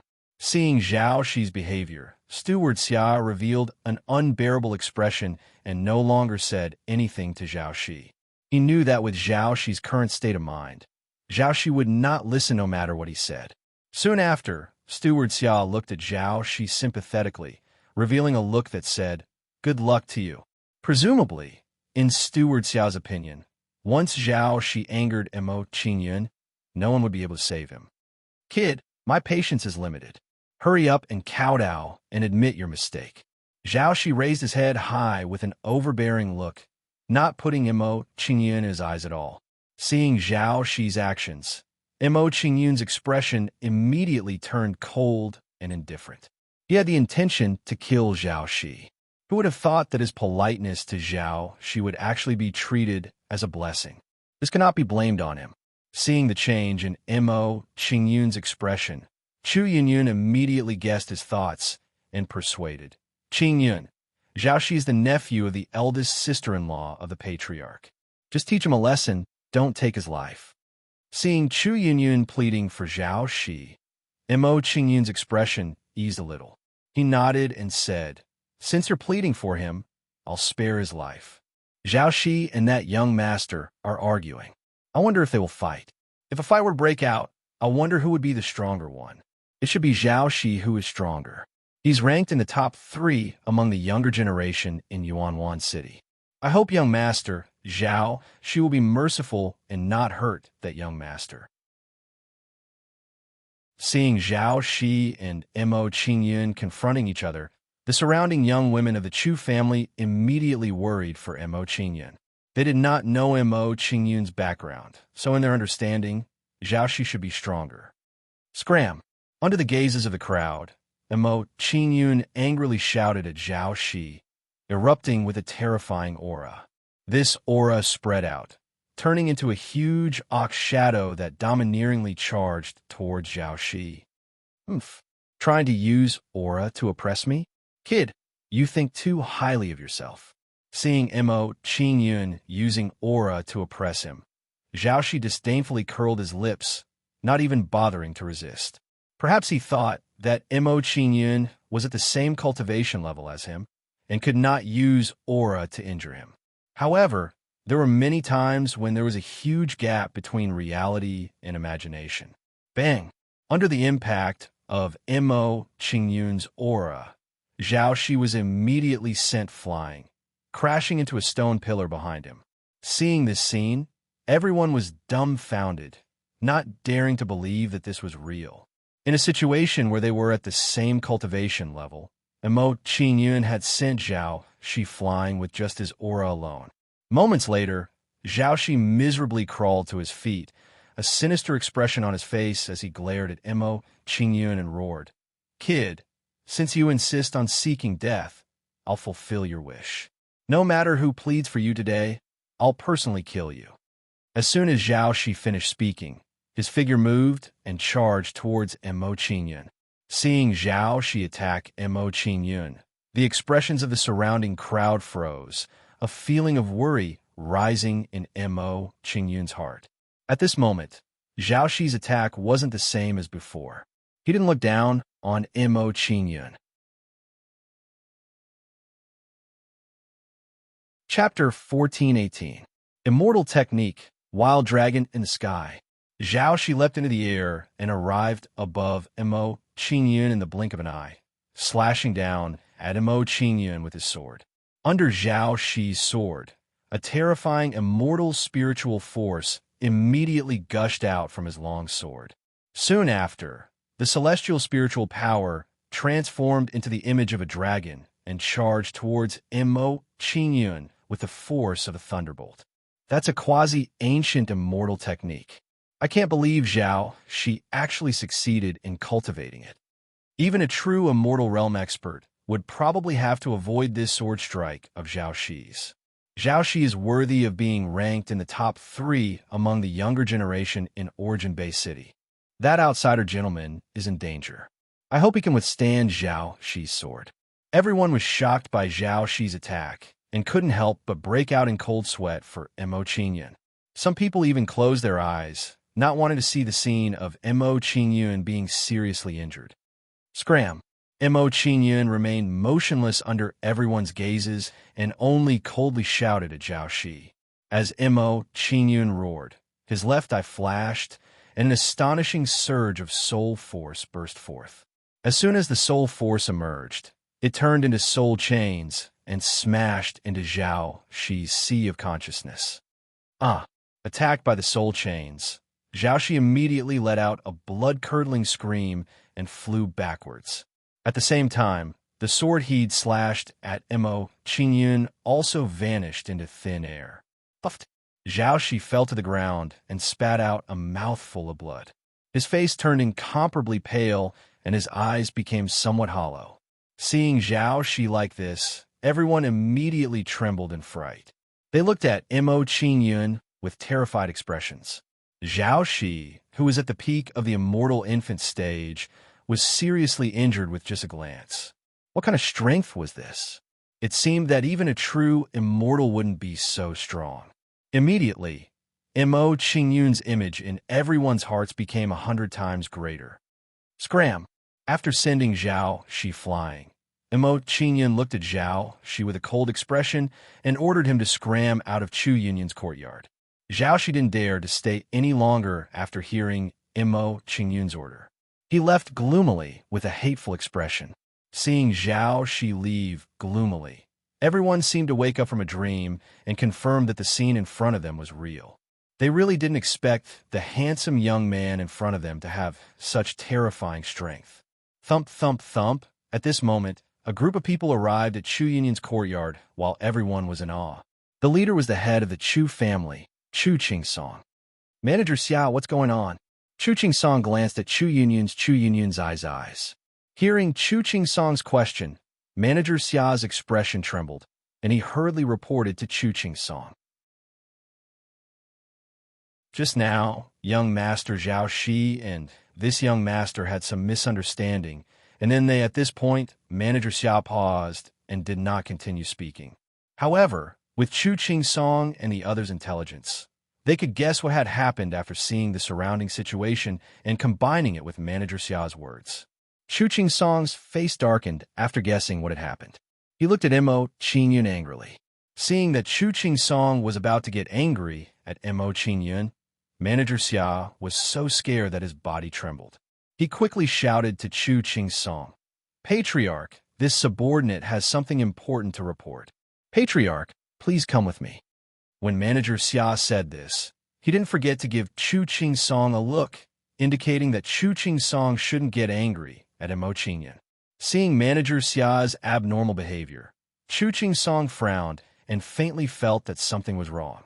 Then, Chu Qingsong was careful and didn't immediately get angry at Mo Qingyun.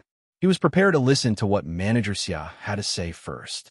In his opinion, Manager Xia's abnormal behavior might be reminding him of something.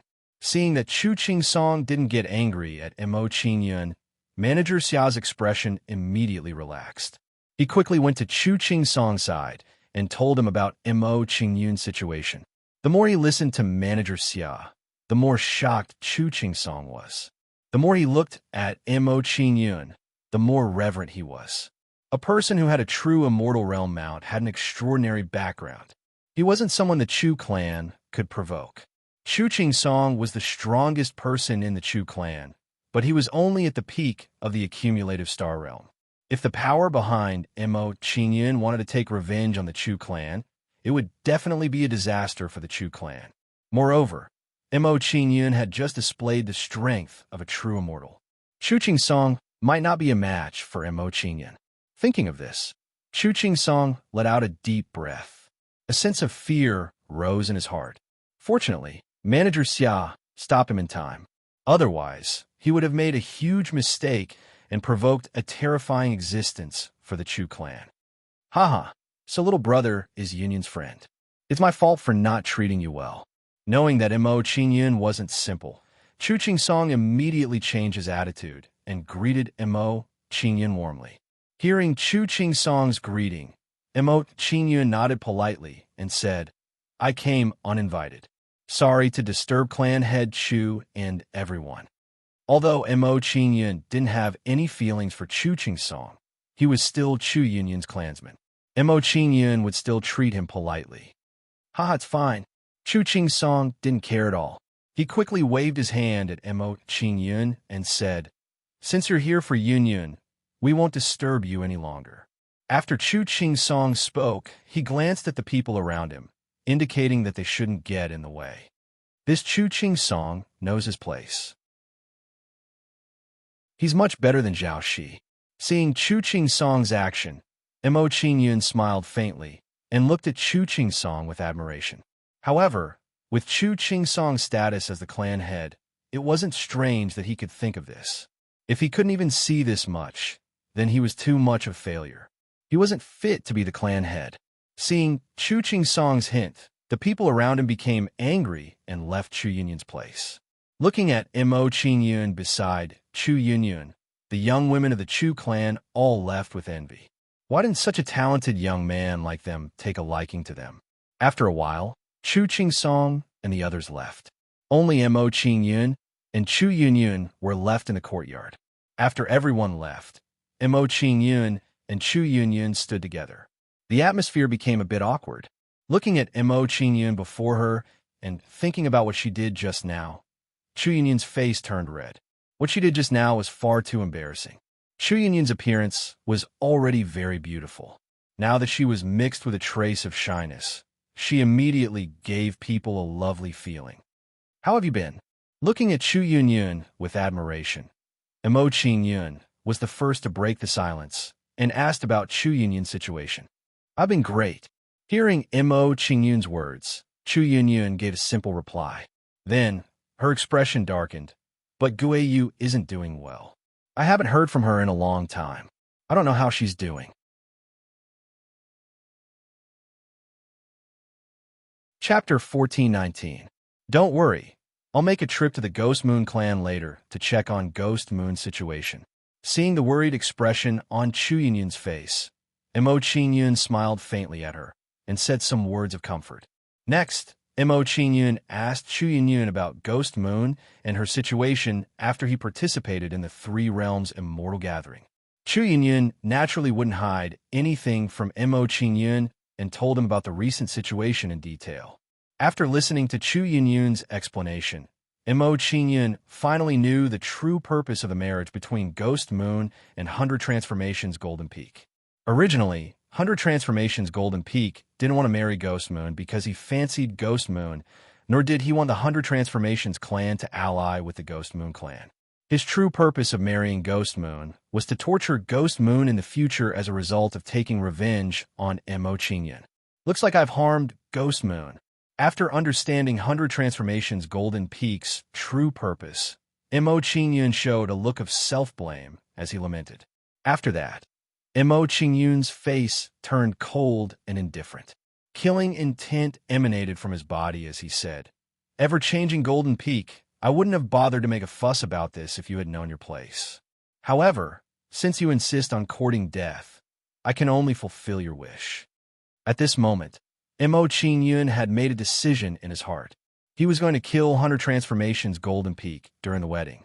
After knowing Ghost Moon's situation, Mo Qingyun didn't want to stay any longer and prepared to head to the Ghost Moon clan immediately. "Yin Yin, I'll head to the Ghost Moon clan now. In a few days, we'll meet at the Hunter Transformations clan." Mo Qingyun briefly explained his thoughts to Chu Yunyun, then summoned Iron Wing and said, "This is Iron Wing. I'll let him stay in the Chu clan to protect you. With Iron Wing's current cultivation, people below the Lesser Star Realm shouldn't be a threat to you. Master, don't worry. With me here, no one can even think of harming Miss Yin Yin." Iron Wing was no stranger to Chu Yunyun. After all, Mo Qingyun had spent several months with Chu Yunyun in the Eternal South Immortal Palace. In the past few months, Iron Wing and the others had heard of Ghost Moon and Chu Yunyun, so he had some impression of Chu Yunyun. All right. After learning about Mo Qingyun's plan, Chu Yunyun nodded and agreed with Mo Qingyun's arrangement. After that, Mo Qingyun warned Chu Yunyun again before he prepared to leave the Chu family. Just as Mo Qingyun was about to leave the Chu family, several vicious and disgusting figures rushed into Chu Yunyun's courtyard. The person at the front of these figures was Zhao Shi, who had been beaten up by Mo Qingyun earlier. "You found help." Looking at Zhao Shi and the others in front of him, Mo Qingyun's expression was calm as he teased Zhao Shi. While Mo Qingyun was teasing Zhao Shi and the others, he also released his soul power to sense the cultivation of Zhao Shi's helpers. The cultivation of Zhao Shi's helpers was not high. Except for one person who was at the Profound Star Realm, the others were about the same as Zhao Shi. Zhao Shi and the others sized up Mo Qingyun. The man at the Profound Star Realm took a step forward and said, "Second brother, the one who injured you earlier, is it this kid?" "Yes, it's this kid." Hearing his big brother Zhao Jun's words, Zhao Shi smiled coldly and looked at Mo Qingyun with a smug expression, saying, "Kid, my big brother is the #1 genius of Origin Bay City. He has cultivated for less than 1,000 years and has broken through to the true immortal realm. Just wait to be killed by my big brother." Cultivated for 1,000 years and only reached the true immortal realm? Mo Qingyun's expression froze. He was very surprised by Zhao Jun's age. Breaking through to the true immortal realm at 1,000 years old. Could this be considered a genius? Was this worth showing off? One had to know that after Mo Qingyun's rebirth, he was only 30 years old at the very most. With this comparison, it could be seen how trashy Zhao Jun's aptitude was. I don't think so. After a simple glance at Zhao Jun, Mo Qingyun shook his head sympathetically and replied, "It's really unfortunate that he became your big brother. He was careless and was tricked by you." In Mo Qingyun's view, Zhao Jun coming to stand up for Zhao, she was completely tricked. "Kid, what do you mean by that?" Hearing Mo Qingyun's words, Zhao Jun showed an unhappy expression and questioned Mo Qingyun. From Mo Qingyun's words, he faintly felt a trace of contempt and disdain. This feeling made him very unhappy. At this moment, without waiting for Mo Qingyun to answer, Chu Qing Song and the others hurried over. Chu Qing Song came to Chu Yunyun's small courtyard and saw Mo Qingyun and the others confronting each other. He immediately showed an unhappy expression and shouted at Zhao Jun and the others, "Zhao Shi, you've come to my Chu family time and time again to cause trouble. Do you think I won't dare to teach you a lesson? And you, Zhao Jun, Zhao Shi has nothing to do all day. Why are you like him? Hurry up and take your men and leave immediately." Chu Qing Song said unhappily.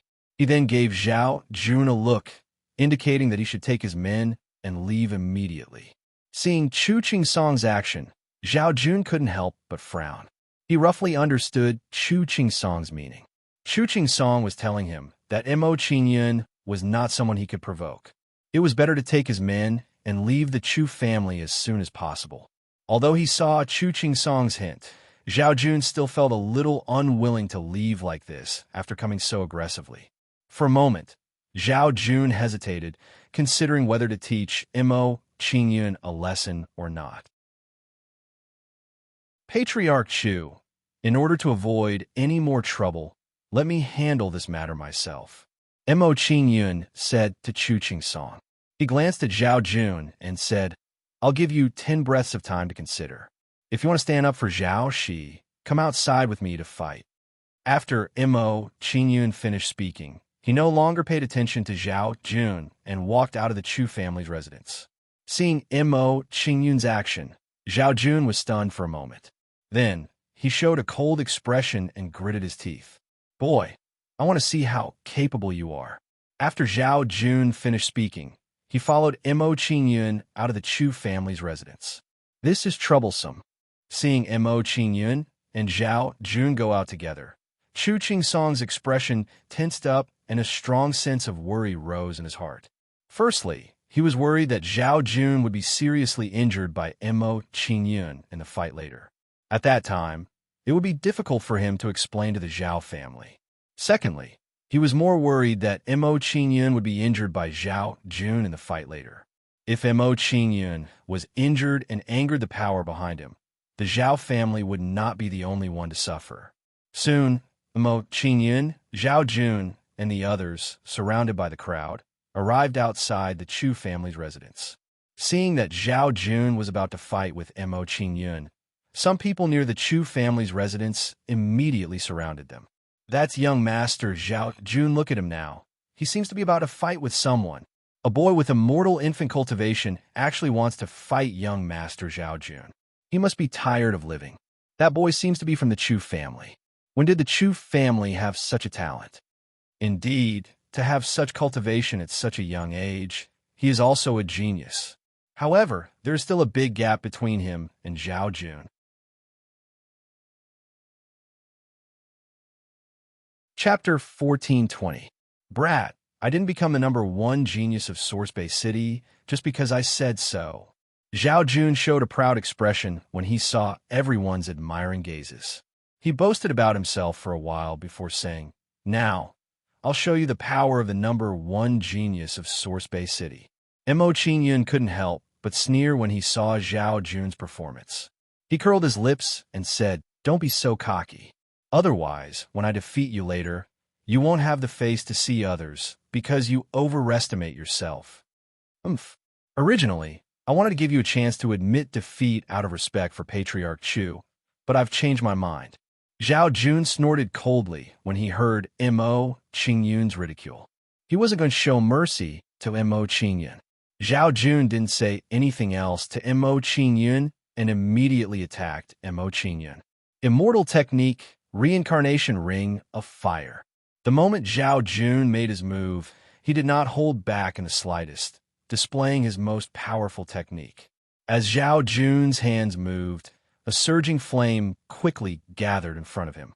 Not long after, the imposing flame turned into a huge ring of fire that emitted a terrifying flame energy. After the Reincarnation Ring of Fire was formed, it circled around Mo Qingyun like a flaming dragon. Soon, Mo Qingyun was surrounded by the Reincarnation Ring of Fire and was attacked repeatedly. Tentacle-like streams of flame quickly condensed on the Reincarnation Ring of Fire and attacked Mo Qingyun from different angles. Facing the Reincarnation Ring of Fire's attacks from all directions, Mo Qingyun didn't dare to be careless and quickly blocked the attacks. Raging Flame Shield. A flaming shield with an astonishing aura quickly formed around Mo Qingyun's body. After the Raging Flame Shield formed, the attacks from the Reincarnation Ring of Fire were blocked by the Raging Flame Shield. After blocking the Reincarnation Ring of Fire, Mo Qingyun didn't wait for death. He immediately took out the immortal Burning Battle Halberd and attacked the Reincarnation Ring of Fire. Heavenly Flames, Sky-Breaking Halberd. Mo Qingyun brandished the immortal Burning Battle Halberd, and a terrifying flame burst out, turning into a 100-meter-long Dragon Shadow Halberd light. After the Dragon Shadow Halberd light was formed, it began to bombard the Reincarnation Ring of Fire around it, causing the Reincarnation Ring of Fire to continuously sway. Looking at the state of the Reincarnation Flame Ring, It seemed like it would not be able to withstand the heavy blow and would be destroyed by the dragon's shadow halberd light. However, after the reincarnation ring of fire shook violently for a moment, a scene that surprised Mo Qingyan happened. The fire ring of Samsara, which was about to collapse, changed its appearance several times and dissolved the impact of the immortal immolating battle halberd. Is this the second stage of the immortal technique, reincarnation ring of fire, myriad transformations? Seeing the changes in the reincarnation ring of fire, Chu Song's face was filled with shock.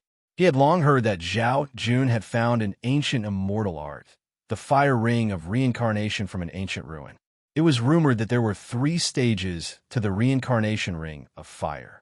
The first stage was a sky full of fire shadows. The second stage was myriad transformations, and the third stage was everlasting. It was said that the second stage of the reincarnation ring of fire would be comparable to an ancient immortal art. Once the third stage of the reincarnation ring of fire was cultivated, it would be comparable to an ancient immortal art. Judging from the current power of the reincarnation ring of fire, it was basically comparable to an ancient immortal art. An ancient immortal art is so powerful that even a true immortal realm powerhouse can't resist it head-on.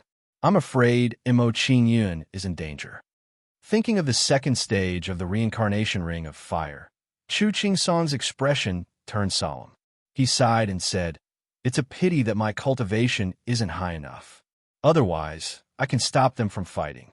At this moment, Chu Song wore a helpless expression and couldn't help but feel frustrated.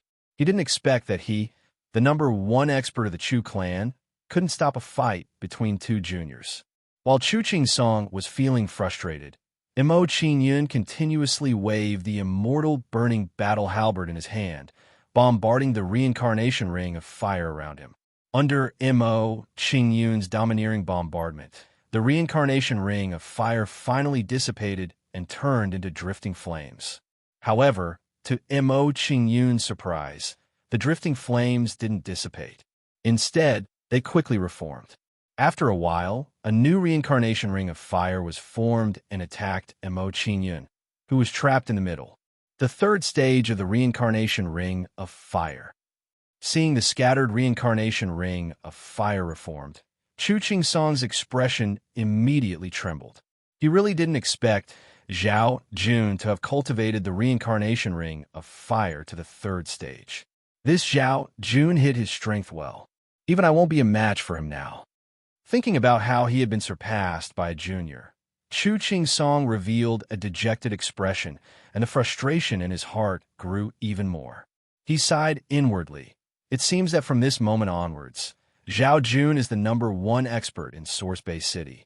Kid, an ancient grade celestial technique isn't so easy to break. Just wait for your death. Zhao Jun smiled smugly when he saw the reincarnation ring of fire reformed. It was as though he was confident that he could defeat Mo Qingyun. It's too early to make a conclusion now. Mo Qingyun's expression was indifferent. He didn't show the slightest hint of panic. Devouring Gate.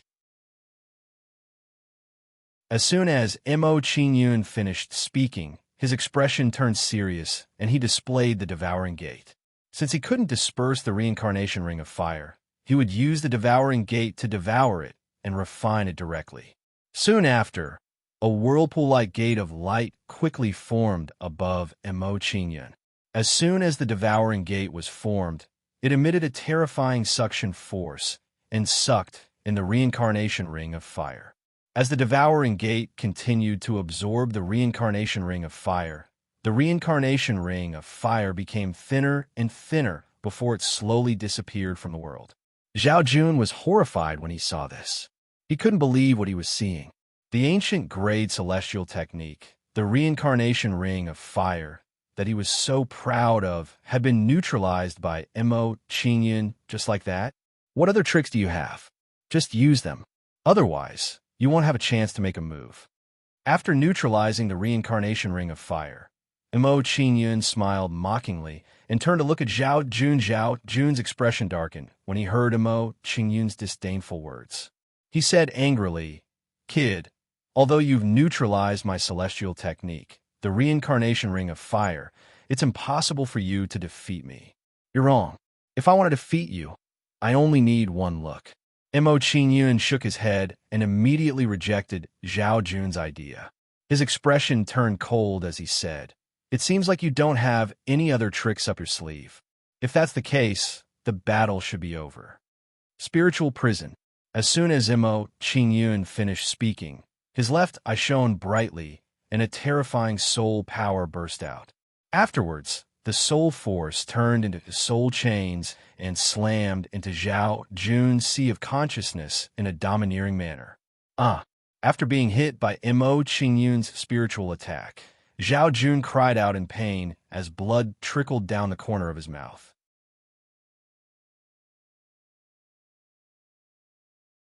Chapter 14:21. Kneel! Mo Qingyun shouted angrily after knocking Zhao Jun out with a soul attack. He released his aura to suppress Zhao Jun. Under the suppression of Mo Qingyun's aura, Zhao Jun's knees went soft, and he knelt down in front of Mo Qingyun. After seeing this scene, everyone was stunned. Zhao Jun, as the strongest person in Origin Bay City, was actually forced to kneel under Mo Qingyun's attack. If they hadn't seen this with their own eyes, they would have found it hard to believe.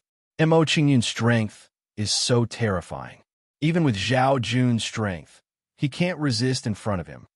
Not only that, from the looks of the battle, just now, Mo Qingyun seems to have defeated Zhao Jun with only one move. Where did this kid come from? His strength is actually terrifying to such an extent. In my opinion, even the geniuses of the Eternal South Immortal Palace are probably not as strong. While everyone was shocked by Mo Qingyun's strength, they also had a strong curiosity about Mo Qingyun's origin. Big Brother lost. Looking at Zhao Jun kneeling in front of Mo Qingyun, Zhao Shi had a terrified expression on his face. His eyes were wide open, and he couldn't believe it was true. He didn't expect that his invincible big brother would be defeated by Mo Qingyun in a fight with Mo Qingyun. After knowing how powerful Mo Qingyun was, Zhao Shi looked at Mo Qingyun with eyes full of horror. Then, Zhao Shi showed a terrified expression and prepared to sneak away from the crowd. Zhao Shi, don't you care about your big brother's life or death? Looking at Zhao Shi, who was preparing to leave, Mo Qingyun turned his head with a cold expression and looked at him. Hearing Mo Qingyun's words, Zhao Shi immediately trembled and stood in place with a panicked expression, not knowing what to do. Mo Qingyun called out to Zhao Shi and waved his hand at Zhao Jun, sending him flying. Plop! Zhao Jun fell heavily to the ground, directly falling like a dog eating mud. Seeing Zhao Jun fall to the ground, Zhao Shi immediately ran towards him and helped him up. Big brother, are you all right? I'm fine. He turned his head to Mo Qingyun and said, "Thank you for showing mercy. I have offended you this time. I apologize to you." Zhao Jun admitted defeat and even apologized to Mo Qingyun. Could it be that his brain was damaged? Seeing Zhao Jun's action, everyone's eyes widened. They felt that the scene before them was too fake. Zhao Jun, who had always been arrogant, actually had a day where he admitted defeat to others. It doesn't matter. Discipline your second brother well in the future so that you won't be tricked by him again. In response to Zhao Jun's admission of defeat, Mo Qingyun waved his hand with a faint smile, not taking it to heart at all. Hearing Mo Qingyun's reminder, Zhao Jun's face immediately darkened. He looked at Zhao Shi with displeasure. He knew very well what Mo Qingyun meant. If Mo Qingyun hadn't shown mercy, he wouldn't be able to stand here and speak now. And the person who caused all this was his second brother, Zhao Shi. In this way, Mo Qingyun's words weren't wrong. He had indeed been tricked by Zhao Shi. Come back with me. Zhao Jun cupped his hands at Mo Qingyun. He shouted angrily at Zhao Shi and left with the Zhao family. Seeing Zhao Jun and the others leave, Mo Qingyun didn't want to stay any longer. He said to Chu Qingsong, "Patriarch Chu, I have to leave immediately. I'll have to trouble you to take care of Yun Yun for me." "Mr. Mo, don't worry. I will take good care of Yun Yun." Hearing Mo Qingyun's request, Chu Ching Song didn't dare to hesitate at all. He immediately promised Mo Qingyun. Chu Ching Song's current thoughts were very simple. Judging from Mo Qingyun's talent, he would definitely not be simple in the future. If he wanted to build a relationship with Mo Qingyun, he had to start with Chu Yunyan. Therefore, it was necessary to take care of Chu Yunyan. Seeing Chu Ching Song's attitude, Mo Qingyun nodded in satisfaction. He then said goodbye to Chu Yunyan. Yunyan, I'll be leaving now. We'll meet again in a few days at the House of 100 Change. Chu Yunyan nodded. Then, Mo Qingyun didn't hesitate and summoned the golden-crowned snake-feathered eagle. Soon, a huge eagle flew above Mo Qingyun. A true immortal golden-crowned, snake-feathered eagle. Seeing the golden-crowned, snake-feathered eagle above Mo Qingyun, Chu Ching Song was shocked. His face began to twitch. He hadn't heard from Steward Xia that Mo Qingyun had a true immortal realm mount. Now that he saw Mo Qingyun had such a mount, his respect for Mo Qingyun immediately increased by several levels. It seemed that he had underestimated Mo Qingyun. Then, Mo Qingyun rode the golden-crowned snake-feathered eagle and left under everyone's gaze. Yunyan, what is the identity of this young Master Mo? Looking at Mo Qingyun, who was gradually walking away, Chu Ching Song asked with a serious expression on his face. He then asked about Mo Qingyun's background. Hearing Chu Ching Song's question, Chu Yunyan didn't hide anything and answered truthfully. Qingyun, he is the personal disciple of the 3 patriarchs of the Eternal South Celestial Palace. The personal disciple of the 3 patriarchs of the Eternal South Celestial Palace. Hearing Chu Yunyan's words, Chu Ching Song was immediately shocked. His tongue and teeth began to chatter. He thought that since Mo Qingyun had such talent, his identity should be very unusual. But he didn't expect that Mo Qingyun's background would be so terrifying. After knowing Mo Qingyun's identity, Chu Ching Song's respect for Mo Qingyun immediately increased. After Mo Qingyun left Source Bay City, he went to the Ghost Moon Clan without stopping. About half a day later, with Mo Qingyun rushing, he arrived in front of the Ghost Moon Clan's mansion. The overall strength of the Ghost Moon Clan was much stronger than the Chu clan. They had a major star-level powerhouse. Of course, this was nothing to Mo Qingyun. One had to know that Mo Qingyun had killed more than 100 major star-level powerhouses in the charming fairy palace. Stop, who are you? What business do you have with my Ghost Moon Clan? Seeing that Mo Qingyun was about to enter the Ghost Moon Clan, the guard of the Ghost Moon Clan asked coldly. Hearing the guard's question, Mo Qingyun stopped and said in a deep voice, I am Ghost Moon's friend. Please help me pass on a message. Miss Ghost Moon's friend? The servant frowned when he heard Mo Qingyun's words. He cautiously studied Mo Qingyun and said apologies. The patriarch has given strict orders that Miss Ghost Moon is not to see anyone while she's getting married. Please forgive me for not being able to pass on the message. Not to see anyone. Hearing the guard's words, Mo Qingyun frowned and his face became cold. Immediately, Mo Qingyun didn't want to talk nonsense with the guard and planned to directly barge into the Ghost Moon Clan. It's you. At this moment, just as Mo Qingyun was about to barge in, a surprised voice entered his ears.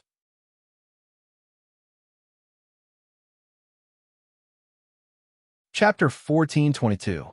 Senior Han Ning. Seeing the familiar figure in front of him, Mo Qingyun showed a respectful expression and cupped his hands. This figure was none other than Ghost Moon's great-grandmother, Sacred Emissary Han Ning. Mr. Mo. Sacred Emissary Han Ning walked to Mo Qingyun and bowed slightly to Mo Qingyun. She had heard of Mo Qingyun's current status and had to treat him with respect. Immortal infant stage. Sensing Mo Qingyun's aura, Sacred Emissary Han Ning was shocked by Mo Qingyun's cultivation. Sacred Emissary Han Ning was very clear about Mo Qingyun's cultivation before he entered the Wild Continent. He was only at the first level of the Sky Human stage. It had only been a year since then, and Mo Qingyun's cultivation had reached the Immortal Infant stage. This speed of improvement was insane. Of course, What shocked Sacred Emissary Han Ning the most was that Mo Qingyun had become the personal disciple of Shi Tongqing and the other two. After greeting Mo Qingyun, Sacred Emissary Han Ning made an inviting gesture and said, "Mr. Mo, please follow me to the mansion." "All right." Mo Qingyun nodded and followed Sacred Emissary Han Ning into the Ghost Moon Mansion. "Sacred Emissary Han Ning, can you bring me to see Ghost Moon?" Mo Qingyun walked into the Ghost Moon Manor. He didn't beat around the bush with Sacred Emissary Han Ning and got straight to the point. Hearing Mo Qingyun's words, Sacred Emissary Han Ning frowned and said with a troubled expression, "Mr. Mo, it's not that I don't want to bring you to see Ghost Moon. It's just that Ghost Moon is not in the mansion right now. I can't help you even if I wanted to." Ghost Moon is not in the mansion. Mo Qingyun's expression changed. He was very surprised by Sacred Emissary Han Ning's answer. Could Ghost Moon have secretly run away from a marriage? Just as Mo Qingyun was guessing, Sacred Emissary Han Ning sighed and said, "The head of the family sent you heir to the House of 100 Change to prevent her from running away." What? Ghost Moon is already in the House 100 Changes? With such a result, Mo Qingyun's eyes narrowed slightly, and his expression immediately turned cold. The actions of the House Master of the Ghost Moon made him feel extremely dissatisfied and angry. From the looks of it, in order to facilitate this marriage, the Ghost Moon Patriarch had completely disregarded Ghost Moon's feelings. Then, a terrifying aura exploded from Mo Qingyun's body. Thump, thump, thump. Under the impact of Mo Qingyun's aura, Saint Emissary Han Ning immediately lost her footing and was pushed back. After retreating more than 10 steps, Saint Envoy Han Ning finally found her footing. Saint Envoy Han Ning steadied herself, her face full of shock as she looked at Mo Qingyun and exclaimed, "So strong. The degree of terror of this aura is already no weaker than a constellation powerhouse." Her cultivation was also at the immortal infant stage, but under Mo Qingyun's aura, she had no resistance at all. This situation was very unusual. Mr. Mo's true combat strength is probably comparable to a constellation powerhouse. Sensing Mo Qingyun's terrifying aura, Saint Envoy Han Ning made a rough estimate of Mo Qingyun's strength and sighed inwardly. No wonder the three patriarchs of the Eternal South Immortal Palace accepted Mr. Mo as their disciple. At this moment, Saint Envoy Han Ning's doubts suddenly had a perfect answer. "Since Ghost Moon is not in the mansion, I will not disturb you anymore." Knowing that Ghost Moon was not in the mansion, Mo Qingyun decided to stay in the Ghost Moon Mansion and was ready to kill his way to the House of 100 Changes. As soon as Mo Qingyun finished speaking, he no longer hesitated and turned to leave. "Mr. Mo, please wait." Seeing that Mo Qingyun was about to leave the Ghost Moon Mansion, Saint Envoy Han Ning's expression changed, and she hurriedly called out to him, "Mr. Mo, Ghost Moon went to the House of 100 Changes half a month ago. You can't change the fact that you're going now. Why don't you come with us tomorrow?" Saint Envoy Han Ning's words were to prevent Mo Qingyun from doing anything rash, and secondly, she was worried that Mo Qingyun would be at a disadvantage if he went to the House of 100 Changes. Hearing Saint Envoy Han Ning's words, Mo Qingyun pondered for a moment, then nodded and said, "All right, I'll go with you tomorrow." Mo Qingyun agreed to go tomorrow not because he was not worried about Ghost Moon, but because he thought that even if he went to the House of 100 Changes now, he would wait until tomorrow to kill Golden Peak of 100 Changes. In this way, there was no difference if he went with Saint Envoy Han Ning tomorrow. "Mr. Mo, please come with me. I'll arrange a place for you to stay." Seeing that Mo Qingyun agreed to stay, Saint Envoy Han Ning made a gesture of invitation and led the way for Mo Qingyun. A moment later, under Saint Envoy Han Ning's lead, Mo Qingyun came to a quiet courtyard. "Mr. Mo, I'll have to condescend to let you stay here today." After bringing Mo Qingyun to his residence, Saint Envoy Han Ning said apologetically to Mo Qingyun. Hearing Saint Envoy Han Ning's words, Mo Qingyun smiled faintly and shook his head, replying, "Senior, you're too serious. I should be the one disturbing you." At this moment, While Mo Qingyun and Saint Envoy Han Ning were talking, a young man with an unrestrained appearance slowly walked towards them. And Han Ning, who is this young master? When he came in front of Mo Qingyun and Saint Envoy Han Ning, the young man looked at Mo Qingyun curiously and asked about Mo Qingyun's identity. Hearing the young man ask about Mo Qingyun's identity, Saint Envoy Han Ning smiled faintly and introduced him. This is Mr. Mo, a friend of mine. He's also an important guest of our residence. Seeing Saint Envoy Han Ning introduce Mo Qingyun, Gue woman smiled slyly and winked at Mo Qingyun, saying, Mr. Mo, you're a guest from afar. Do you want me to take you somewhere to relax? Seeing Gue Yuemin's action, Saint Envoy Han Ning's pretty face immediately changed. She understood Gue Yuemin's intention. As expected, he was going to take Mo Qingyun to the Red House in the city to have some fun. How could she allow such a thing to happen? Immediately after, Saint Envoy Han Ning's pretty face turned serious. She glared at Gue Yuemin unhappily and said, Minner, don't be rude. Mr. Mo is an important person. How could he mess around like you? Mr. Mo, Aunt won't allow it. I can only say sorry. Seeing Saint Envoy Han Ning's unhappy face, Gue Yuemin shrugged at Mo Qingyun and made a helpless gesture. He then turned around and left. Seeing Gue Yuemin's action, Mo Qingyun's expression changed. He had a good impression of Gue Yuemin. This guy was really quick to kill. Mr. Mo, I'm sorry for offending you. I hope you don't take offense. After Gue Yuemin left, Saint Envoy Han Ning apologized to Mo Qingyun with an apologetic look. It's okay. Mo Qingyun shook his head indifferently. He was not unhappy with Gue Yuemin. After that, Mo Qingyun chatted with Saint Envoy Han Ning for a while. Then, Saint Envoy Han Ning left.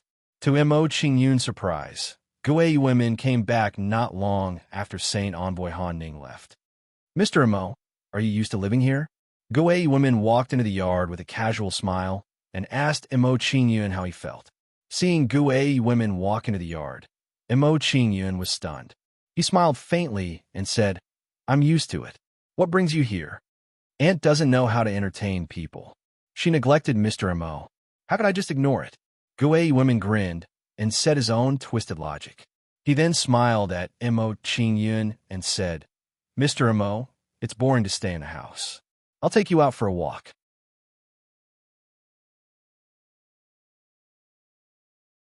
Chapter 1423. Seeing Gue Yuemin's action, Mo Qingyun showed a helpless expression and left with Gue Yuemin. No matter what, Gue Yuemin was also very enthusiastic. How could he reject his good intentions? After a while, Mo Qingyun, under Gue Yuemin's lead, arrived at Gue Luo City, where Gue Yuemin's family was located. In Gue Luo City, Gue Yuemin obviously had a good reputation. Along the way, when people saw him, they all respectfully bowed to him. Brother Mo, it's not that I want to brag, but in Gue Luo City, no one dares to not give me face. Walking on the streets of Gue Luo City, Gue Yuemin showed a proud expression, showing off his prestige to Mo Qingyun. Seeing Gue Yuemin's performance, Mo Qingyun smiled faintly and did not express any opinion. Gue Yuemin was not displeased with Mo Qingyun's attitude and still talked and laughed enthusiastically. Not long after, while Mo Qingyun and Gue Yuemin were talking, several young men rushed towards them. Young mastermen, young mastermen. These few people came in front of Gue Yuemin and showed an excited expression, speaking in Gue Yuemin's ear. Hearing these people's words, Gue Yuemin's eyes immediately lit up, showing an excited and expectant expression. Immediately, Gue Yuemin beamed with joy. He winked at Mo Qingyun and said, Brother Mo, you're in luck today. You just arrived in Ghost Luo City, and you've already found something good. Something good? Mo Qingyun frowned slightly, not understanding Gue Yuemin's meaning. However, before Mo Qingyun could understand, Gue Yuemin pulled him forward. Seeing Gue Yuemin's action, the surrounding people showed curiosity and could not help but look at Mo Qingyun a few more times. They must be very curious about who Mo Qingyun was, to be valued so highly by Gue Yuemin. Not long after, under the guidance of Gue Yuemin and the others, Mo Qingyun came in front of a building. Wanjun Building. Seeing the sign outside the building, Mo Qingyun immediately understood what kind of place this building was. As it turned out, this Gue Yuemin had spent so much time just to bring him to the Red Chamber to have fun. Thinking of this, Mo Qingyun immediately felt a strong admiration for Gue Yuemin. This guy was too much. At this moment, Mo Qingyun's impression of Gue Yuemin had inexplicably improved. From Gue Yuemin, Mo Qingyun felt a sense of closeness that he hadn't felt for a long time. It was as if he had felt the same way as Ling Luo. Ling Luo's personality seemed to be very similar to Gue Yuemin's. He also liked to linger in front of flowers under the moonlight. "Brother Mo, what are you waiting for? Come in with us." Seeing Mo Qingyun standing still at the door, Gue Yuemin urged Mo Qingyun with an impatient expression. Seeing this, Mo Qingyun didn't act pretentiously and walked into the restaurant. This wasn't the first time he had come to this kind of place, so there was nothing to be embarrassed about. Walking into the restaurant, Mo Qingyun discovered that the layout of the restaurant was no different from the Red Chamber of the Tian'an continent. The only difference was that the women here were more beautiful than the ones in the Red Chamber of the Tian'an continent. These women had an otherworldly and ethereal aura, which made them even more attractive to men. "Young mastermen, you haven't been here in a long time." Seeing Gue women enter the Wanjun restaurant, a middle-aged woman in the Wanjun restaurant immediately welcomed him with a smile. "Shoo, shoo, shoo. Don't try to worm your way into being friends with this young master.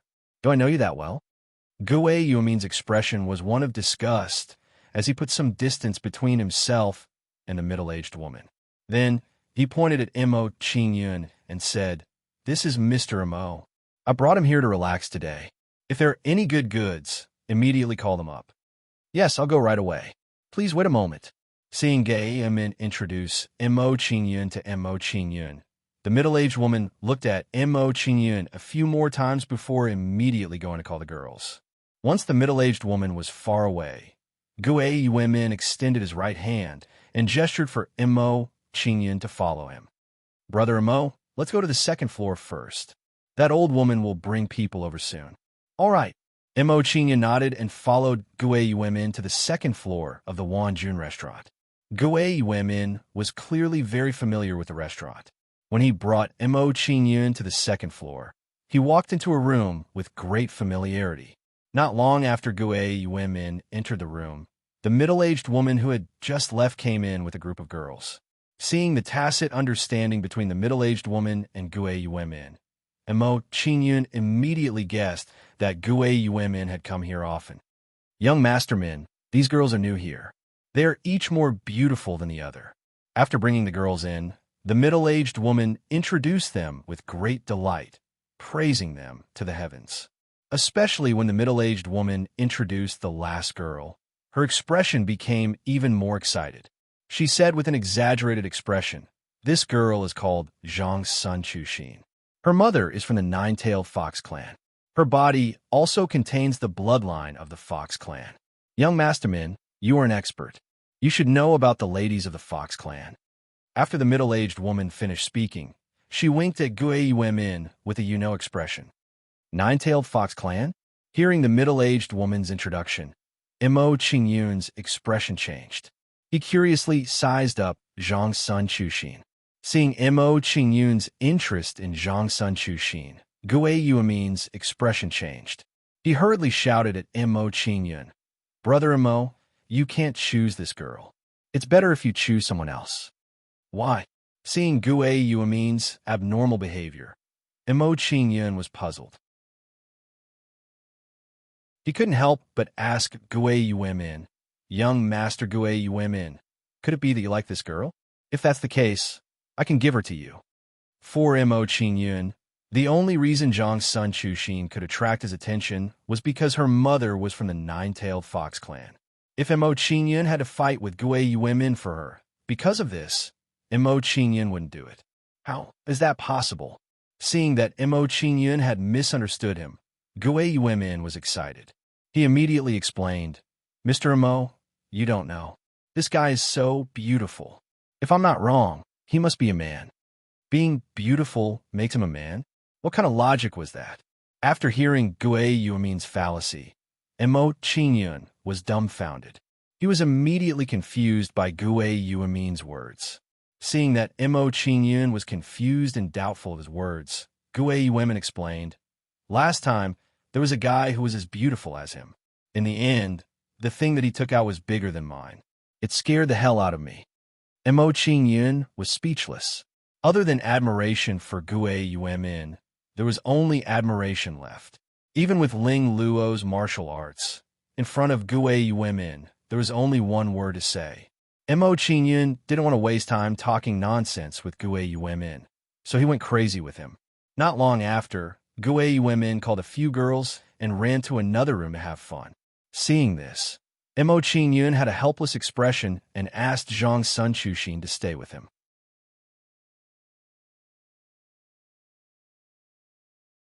Chapter 1424. Sit. Seeing that everyone else had left, Emo Qingyun pointed at a nearby chair for Zhang Sun Chuxin to sit down. Zhang Sun Chuxin nodded calmly at Emo Qingyun's instructions and sat down. When Zhang Sun Chuxin sat down, Emo Qingyun summoned Xia out of the Five Directions Pagoda. "Qingyun, what's the matter?" Xia emerged from the Five Directions Pagoda with a puzzled expression and hurriedly asked Emo Qingyun. Emo Qingyun didn't answer Xia's question. Instead, he pointed at Zhang Sun Chuxin. Xia frowned slightly at Emo Qingyun's actions. She didn't understand Emo Qingyun's meaning. Soon, Xia's face filled with shock. Her eyes widened as she stared at Zhang Sun Chuxin. "You're from a nine-tailed fox clan?" "She's not from the nine-tailed fox clan. Her mother is from the nine-tailed fox clan." When Xia asked about Zhang Sun Chuxin's origins, Emo Qingyun explained to her. Xia's expression shifted slightly at Emo Qingyun's words. She was even more curious about Zhang Sun Chuxin's identity. "Are you also from the nine-tailed fox clan?" Zhang Sun Chuxin was stunned by their conversation. She couldn't help but ask Emo Qingyun and Emo Qingyun. In her view, Emo Qingyun and Emo Qingyun's interest in the nine-tailed fox clan was most likely related to the nine-tailed fox clan. "No, I'm from the nine-tailed fox clan. Qingyun is from the immortal clan." Xia shook her head at Zhang Sun Chuxin's question and explained her and Emo Qingyun's identities. When Zhang Sun Chuxin heard Xia's words, she was even more shocked. "What? You're from the God clan, and he's from the immortal clan? Why are you two together?" At this moment, Zhang Sun Chuxin's heart was in turmoil. While Zhang Sun Chuxin was shocked, she also had some nostalgia in her heart. Back then, his mother and father were in a similar situation as Emo Qingyun. Unfortunately, the good times did not last long. Once their parents' affairs were exposed, they were hunted down by the immortal and divine clans. Why can't the gods and immortals stay together? Hearing Zhang Sun Chuxin's words, Emo Qingyun couldn't help but ask, "Back then, weren't your mother and father a union between a god and an immortal?" Unfortunately, they didn't have a good ending. All of them died in the pursuit of the god race and the immortal race. Speaking of her parents, Zhang Sun Chuxin's expression dimmed, and she said a sorrowful sentence. Seeing Zhang Sun Chuxin's expression, Emo Qingyun and Joy fell silent. They didn't know how to comfort Zhang Sun Chuxin. Seeing that the atmosphere in the room had become oppressive because of her words, Zhang Sun Chuxin forced a smile and said, "Sometimes I wonder how great it would be if the gods and immortals could get along peacefully. Do you think that my thoughts are silly and naive?" Hearing Zhang Sun Chuxin's words, Xie frowned slightly and sighed. The enmity between the gods and immortals has lasted for hundreds of millions of years. How could it be so easily resolved?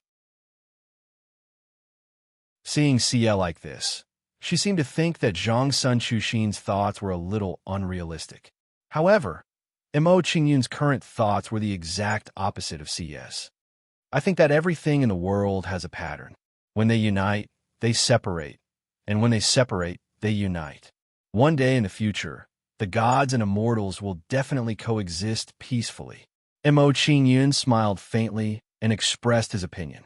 Although Mo Qingyun didn't dare say for certain when this situation would come to fruition, he was certain. One thing he was certain of was that such a situation would definitely occur. When they heard Mo Qingyun's opinion, Xie and Zhang Sun Chuxin both looked stunned. They were startled by Mo Qingyun's opinion. From Mo Qingyun's words, it seemed that the gods and immortals coexisting peacefully was an inevitable trend. Perhaps because they had a common topic to talk about, Mo Qingyun and the others quickly became familiar with each other. Following that, Mo Qingyun and the other two chatted idly. They talked about the immortal race for a while, and about the divine race for a while. During this time, Xie learned a few things about the nine-tailed fox clan from Zhang Sun Chuxin. Because of Zhang Sun Chuxin's mother, the nine-tailed fox clan's current situation seemed to have become very grim. Qingyun, can you accompany me on a trip to the nine-tailed fox clan? After learning about the nine-tailed fox clan situation, Xie asked Mo Qingyun with a worried expression. Of course. Mo Qingyun agreed to Xie's request without hesitation. He said, after I've dealt with Guei Yu's matter, I'll follow you to the nine-tailed fox clan. Qingyun, thank you.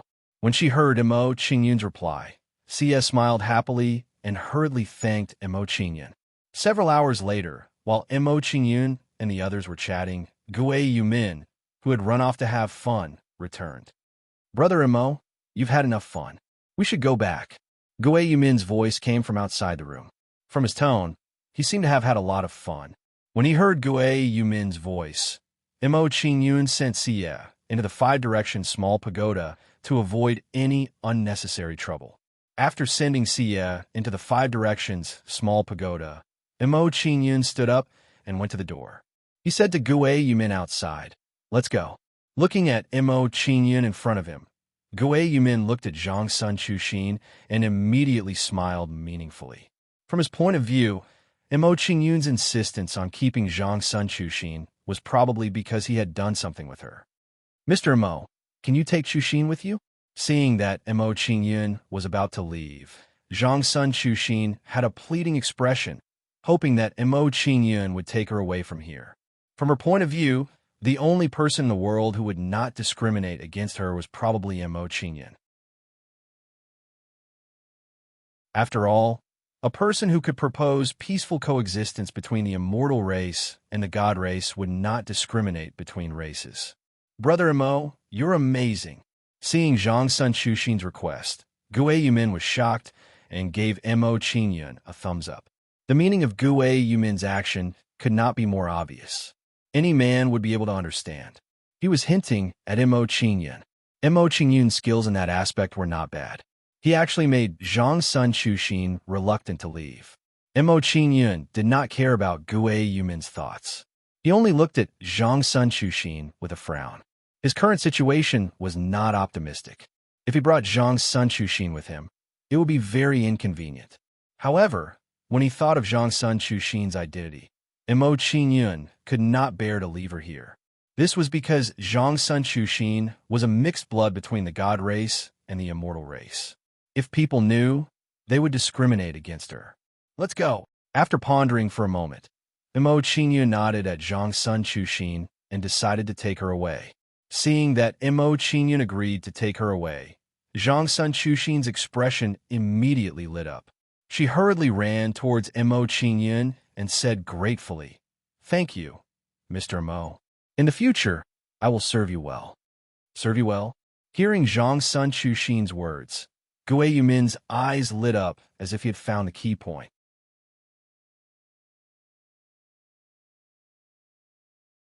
Chapter 1425. Let's go. Looking at Guei Yumin's perverted expression, Mo Qingyun didn't explain to him and directly walked out of Wanjun restaurant. Seeing Mo Qingyun walk out of the room, Zhang Sun Chuxin hurriedly followed, ignoring Guei Yumin. Hey, wait for me. When Mo Qingyun and Zhang Sun Chuxin were far away, Guei Yumin stopped daydreaming and chased after Mo Qingyun and Zhang Sun Chuxin. Coming to Mo Qingyun's side, Guei Yumin glanced at Zhang Sun Chuxin and said with a faint smile, "Brother Mo, I'm afraid it won't be easy for you to redeem Zhang Sun Chuxin. Don't I have you here?" I believe such a small matter shouldn't be too difficult for you, right? Mo Qingyun smiled meaningfully and raised his eyebrows at Gui Yuemin, revealing an expression that said, I think highly of you. Hearing Mo Qingyun's words, Gui Yuemin was instantly dumbfounded. Did he just dig a hole for himself? However, a person's face was like a tree's bark. Since he had previously boasted that he could settle everything in Gui Luo City, he naturally couldn't slap his own face now. Of course, leave this small matter to me. Gui Yuemin patted his chest and hurriedly promised Mo Qingyun. Immediately, Gui Yuemin went to find the middle-aged woman to discuss the matter of redeeming Zhang's son Chuxin. Seeing that Gui Yuemin went to redeem Zhang's son Chuxin, Mo Qingyun took Zhang's son Chuxin and directly walked out of Wanjun restaurant. Stop! Just as Mo Qingyun and Zhang's son Chuxin were about to leave, a group of people blocked their way. Seeing that his path was blocked, Mo Qingyun's eyes narrowed slightly, revealing a cold glint in his eyes. When Mo Qingyun's cold expression swept across the people in front of him, a chubby young man raised his head and said, Kid, you're quite bold. You actually dare to covet the woman this young master fancies. After the chubby young man finished speaking, he turned to look at Zhang's son Chuxin and said, Beauty, you want to redeem yourself, right? As long as you say the word, this young master will redeem you immediately. No need, young master Pang Hong. Hearing the Chuxin's words, a respectful expression appeared on Zhang's son Chuxin's face as she quickly responded. Then, Zhang's son Chuxin took a few steps back and stood behind Mo Qingyun. Beauty, don't hide. This kid can't protect you. Seeing Zhang's son Chuxin's actions, Pang Hong smiled proudly, as if he was sure that Zhang's son Chuxin would win. At this moment, while Mo's and Zhang's son, S's and the middle-aged woman's, S. Seeing Zhang's son Chuxin's, S's at a looks go, go, go, go, go, go, S's. Oh, the middle-aged woman's eyes lit up, and she smiled in surprise. Young Master Pang Hong, I'm an honest person. You can't fool me. Aunt Lon, when have I, Pang Hong, ever lied to you? Pang Hong patted his chest and asked Lon, Tell me, how many spirit stones did Gui Yuemin spend? I'll pay him double. Pang Hong, don't go too far. Seeing Pang Hong's actions, Zhang's son Chuxin's face darkened. He looked like he was in a fight with Pang Hong. Seeing Zhang's son Chuxin's actions, Mo Qingyun quickly raised his hand to stop him. He looked at Pang Hong with a faint smile and said, Don't be angry. Since he's so rich, let him redeem Chuxin. Mr. Mo, hearing Mo Qingyun's words, Zhang's son Chuxin immediately panicked. She thought Mo Qingyun didn't want to care about her anymore. Not only did Zhang's son Chuxin think so, Zhang's son Chuxin thought so too. He said in surprise, Brother Mo, you don't have to be afraid of Pang Hong. Although he has some background, I don't need to care about him. Haha, you don't have to worry. Leave it to me. Mo Qingyun still had a faint smile on his face. He looked at Pang Hong's group playfully, but he didn't stop them. When Pang Hong saw Mo Qingyun's actions, he thought Mo Qingyun was scared. He became even more arrogant and said, Kid, you're quite smart. You're more tactful than Zhang's son Chuxin. Humph. Zhang's son Chuxin snorted and turned his head with an unhappy expression. Seeing that Zhang's son Chuxin and Mo Qingyun didn't speak, Aunt Lon immediately smiled and said with joy, Young Master Pang Hong, young Master Zhang's son Chuxin paid a total of 10 million low-grade immortal stones. If you pay double, it'll be 20 million low-grade immortal stones. It's only 20 million low-grade immortal stones. It's nothing. After hearing Aunt Lan Yi's words, Pang Hong smiled and took out a Chinquan bag. Clatter. Then immortal stones fell from the Chinquan bag into the Wanjun restaurant. Soon, a small mountain of immortal stones appeared in front of Mo Qingyun's group. Aunt Lan Yi, here are 200,000 middle-grade immortal stones. Please count them. Pang Hong threw out a pile of immortal stones and gestured for Aunt Lan Yi to count the number of immortal stones. Seeing this, Aunt Lan Yi didn't say anything and immediately counted the number of immortal stones. After a while, Antlon, he put away all the immortal stones with a bright smile and said, 200,000 middle-grade immortal stones. It's just right. Antlon, since the number of immortal stones is correct, I'll take Miss Chushin with me. Hearing Aunt Lan Yi's words, Pang Hong immediately grinned and turned his head to look at Zhang Sun Chushin, saying, Beauty, I have already redeemed your freedom. Come with me obediently. No, no. Hearing Pang Hong's words, Zhang Sun Chushin's pretty face paled, and she hid behind Mo Qingyun. Seeing Zhang Sun Chushin's actions, Mo Qingyun looked at Pang Hong playfully and said to Zhang Sun Chushin behind him, Miss Chushin, young Master Pang Hong bought your freedom. You should thank him. Zhang Sun Chushin was stunned by Mo Qingyun's words. She didn't understand Mo Qingyun's plan. However, due to her trust in Mo Qingyun, Zhang Sun Chushin walked forward and bowed to Pang Hong. Thank you, young Master Pang Hong, for redeeming my freedom. Haha, it's no problem. Pang Hong laughed and revealed a mischievous smile. He said, As long as you serve me well at night, this young master is willing to spend more money. Upon hearing Pang Hong's words, Zhang Sun Chushin immediately retreated and looked at Pang Hong with a terrified expression. While Zhang Sun Chushin was panicking, Mo Qingyun's lips curled up slightly. He said to Zhang Sun Chushin, Miss Chushin, since young Master Pang Hong has redeemed your freedom, let's go. Zhang Sun Chushin and Gue Yuemin were stunned. After all this time, Mo Qingyun wanted Pang Hong to pay so that he could leave with Zhang Sun Chushin. One had to admit that his plan was well thought out. Stop right there. When Pang Hong saw that Mo Qingyun and the others were about to leave, he was somewhat dumbfounded and hurriedly shouted at Mo Qingyun.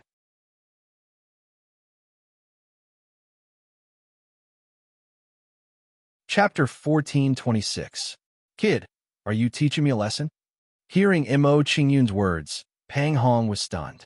He raised his head with a sneer and said, I don't mind telling you that in Ghost Luo City, it has always been Pang Hong teaching others a lesson. No one has ever taught me a lesson. That's because I didn't come. Mo Qingyun replied indifferently. His gaze towards Pang Hong was filled with disdain. This Pang Hong was only at the Immortal Core stage, but his tone was so arrogant. If one didn't know his background and heard his tone, one would think that he was a golden immortal stage expert. Kid, in the past, there were many people like you who spoke to me in such a tone. Do you want to know what happened to them? Hearing Mo Qingyun's offensive words, Pang Hong immediately revealed a sinister smile, and his expression gradually became ferocious. Tell me. Mo Qingyun looked at Pang Hong calmly, and the mockery in his eyes deepened. Later, those people who talked back to me all had their limbs cut off and were dragged out of the city to feed the dogs. Pang Hong showed a proud smile, showing off his past deeds, and sneered at Mo Qingyun. Next, you will be like those people cut off and fed to the dogs. You won't have a chance. After hearing Pang Hong's words, Mo Qingyun raised his hand and reached for him, exploding with a terrifying immortal spiritual energy. Under the cover of this immortal spiritual energy, Pang Hong's body was lifted up, and his neck was tightly gripped by the immortal spiritual energy. Facing Mo Qingyun's sudden attack, Pang Hong immediately revealed a panicked expression and seemed to be at a loss. Brother Mo, Pang Hong's background is not simple. Don't kill him. Seeing Mo Qingyun attack Pang Hong, Gue Yuemin's expression immediately tensed up, and he quickly reminded Mo Qingyun.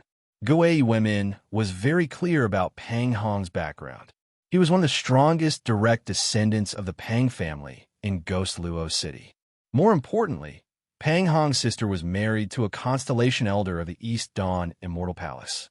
It was because of the protection of this constellation elder that Pang Hong dared to be so arrogant and look down on everyone. Therefore, although Gue Yuemin was not afraid of Pang Hong, he did not dare to kill him. From Mo Qingyun's current actions, it was clear that he wanted to kill Pang Hong. Once Mo Qingyun kills Pang Hong, not only will it bring trouble to Mo Qingyun, it will also bring trouble to the Ghost Moon family. For both public and private reasons, Guai women wanted to stop Mo Qingyun from killing Pang Hong. Seeing Guai women trying to persuade Mo Qingyun, Pang Hong sneered proudly and said with an expression that deserved a beating, "Brat, I might as well tell you that there's a person like you who captured this young master." Guess what happened in the end? What was the result? Mo Qingyun chuckled, but he was not in a hurry to make a move. In the end, not only did that guy let me go, he even gave his woman to me to enjoy and begged me to spare his family. Thinking back to his awesome deeds from back then, the proud smile on Pang Hong's face immediately became wider. He said again, "Kid, if you send Zhang Sun Chuxin to my residence right now, then kneel in front of my residence for 3 days and admit your mistake, I will forgive your current offense. You're wrong about one thing, I'm not that person." Hearing Pang Hong's words, Mo Qingyun's expression gradually turned cold, and his body emitted a chilling aura. Immediately, Mo Qingyun exerted strength in his hands and directly attacked Pang Hong. Crack, crack, crack. Under Mo Qingyun's continuous attacks, the crisp sound of bones cracking came from Pang Hong's body. Soon, Pang Hong turned into a pile of mud, looking at Mo Qingyun with a terrified expression. He never thought that Mo Qingyun would dare to attack him like this after learning of his deeds. After Mo Qingyun destroyed Pang Hong's body, he looked at the mud-like Pang Hong with a cold expression and said, "Seeing that you redeemed Miss Chuxin's freedom, I will spare your life today. If you don't know what's good for you, I don't mind destroying your soul." "Brat, I'm not scared. You want to scare me?" "No way." Seeing that his body had been destroyed by Mo Qingyun, Pang Hong's expression turned hideous, and he shouted angrily at the people beside him, "What are you all still standing there for? Hurry up and kill this brat." Hearing Pang Hong's angry roar, his followers did not dare to hesitate and hurriedly charged at Mo Qingyun. Scram! Seeing the people charging at him, Mo Qingyun's expression was cold as he shouted angrily, and a wave of soul power exploded from his left eye. This wave of soul power rushed out and turned into soul chains, smashing into these people's sea of consciousness domineeringly. After being hit by Mo Qingyun's soul attack, these people immediately became sluggish on the spot, becoming like statues. Slash. After releasing the soul prison to imprison these people's souls, Mo Qingyun took out the immortal burning halberd. Then, Mo Qingyun swept the halberd towards these people, blasting out a terrifying wave of immortal spiritual energy. Bang, bang, bang. Under the bombardment of Mo Qingyun's halberd, the bodies of these people were instantly blasted apart, turning into clouds of bloody mist. Hiss! Seeing this scene, the surrounding people's eyes widened, and they could not help but suck in a breath of cold air. Too terrifying, too domineering. With just a glance and a sweep of the halberd, he destroyed several immortal infant stage experts. This method was too domineering. Seeing Mo Qingyun's performance, Pang Hong's expression immediately trembled, and his fear of Mo Qingyun reached its peak. This guy was ruthless, and he could not be scared. If he continued to act tough and angered Mo Qingyun, perhaps Mo Qingyun would really kill him. Thinking of this, Pang Hong's expression was filled with fear, and he did not dare to be arrogant in front of Mo Qingyun. "This is the last time. If there is a next time, I will not be merciful." Mo Qingyun's expression was cold. After glancing at Pang Hong, he said to Guai Wenmin and Pang Hong, "Let's go." As soon as he finished speaking, Mo Qingyun walked out of Jun Wanlu, leaving behind a group of dumbstruck people. The reason why Mo Qingyun did not kill Pang Hong was not because he was afraid of revenge from the people behind Pang Hong. Instead, he thought that if he killed Pang Hong, the Pang family would not be able to find him for revenge and would take their anger out on Guai Wenmin. Although he did not know Guai Wenmin well, he had a good impression of Guai Wenmin and did not want him to be blamed. Seeing Mo Qingyun and the others leave, Aunt Lan immediately gave a young man a look, asking him to go to the Pang family to report. After asking someone to report to the Pang family, Aunt Lan, he helped Pang Hong up and let him rest in the Wanjun restaurant. "Boy, you dare to destroy my body, I will cut you into pieces. Pang Hong was lying on a chair with a ferocious expression. He gritted his teeth and roared, and Gue Yuem In and that bitch Zhang Sun Chuxin. I will take care of them together. Now that his body was destroyed, if he did not have any elixirs, he could only take over another body to cultivate again.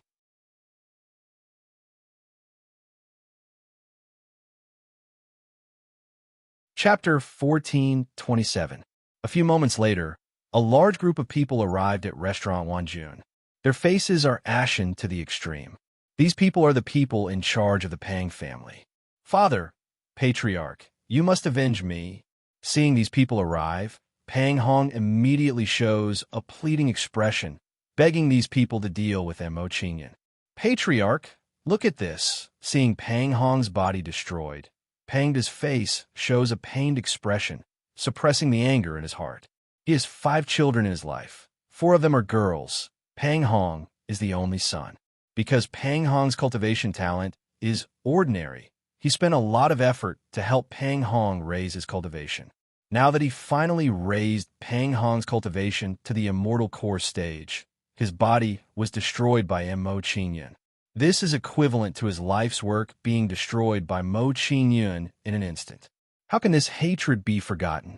Hearing Pangda's question, the Pang family's patriarch, Pang Wei-shing, frowned. There's news from the East Dawn Immortal Palace. Something big seems to have happened there. Elder Lu Run is also in trouble. We cannot fall out with the Ghost Moon family for now. Hearing Pang Wei-shing's words, Pangda's expression immediately turns grave. A strong sense of unwillingness rises.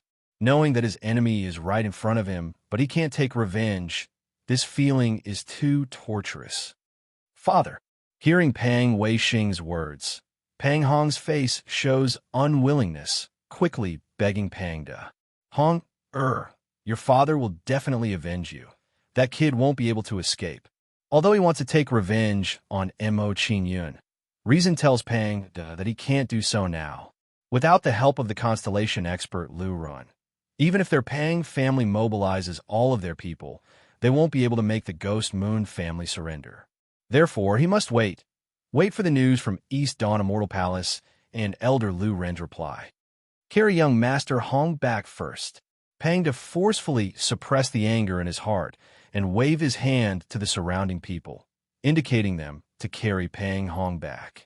Hearing Pangda's order, the servants immediately carried Pang Hong and walked out of restaurant. Wanjun, seeing the servants carrying Pang Hong away, Pangda and the rest did not hesitate and left restaurant Wanjun. When Pound and the others left the pavilion of Rising Monarchs, Mo Qingyun and the other 2 returned to the Ghost Moon Manor. After returning to the Ghost Moon Manor, Mo Qingyun separated from the Ghost Moon people and returned to the courtyard with Zhang Sun Chuxin. After arriving at his residence, Mo Qingyun explained a few things to Zhang Sun Chuxin before returning to his room. It was a quiet night. The next morning, Saint Envoy Han Ning came to Mo Qingyun's residence to remind Mo Qingyun that it was time to leave. Hearing Saint Envoy Han Ning's announcement, Mo Qingyun and Zhang Sun Chuxin walked out of the small courtyard together.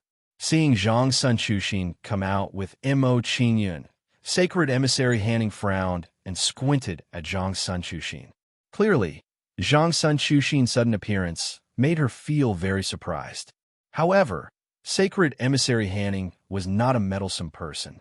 After looking at Zhang Sun Chuxin a few more times, she led the way for Mo Qingyun and said, "Let's go.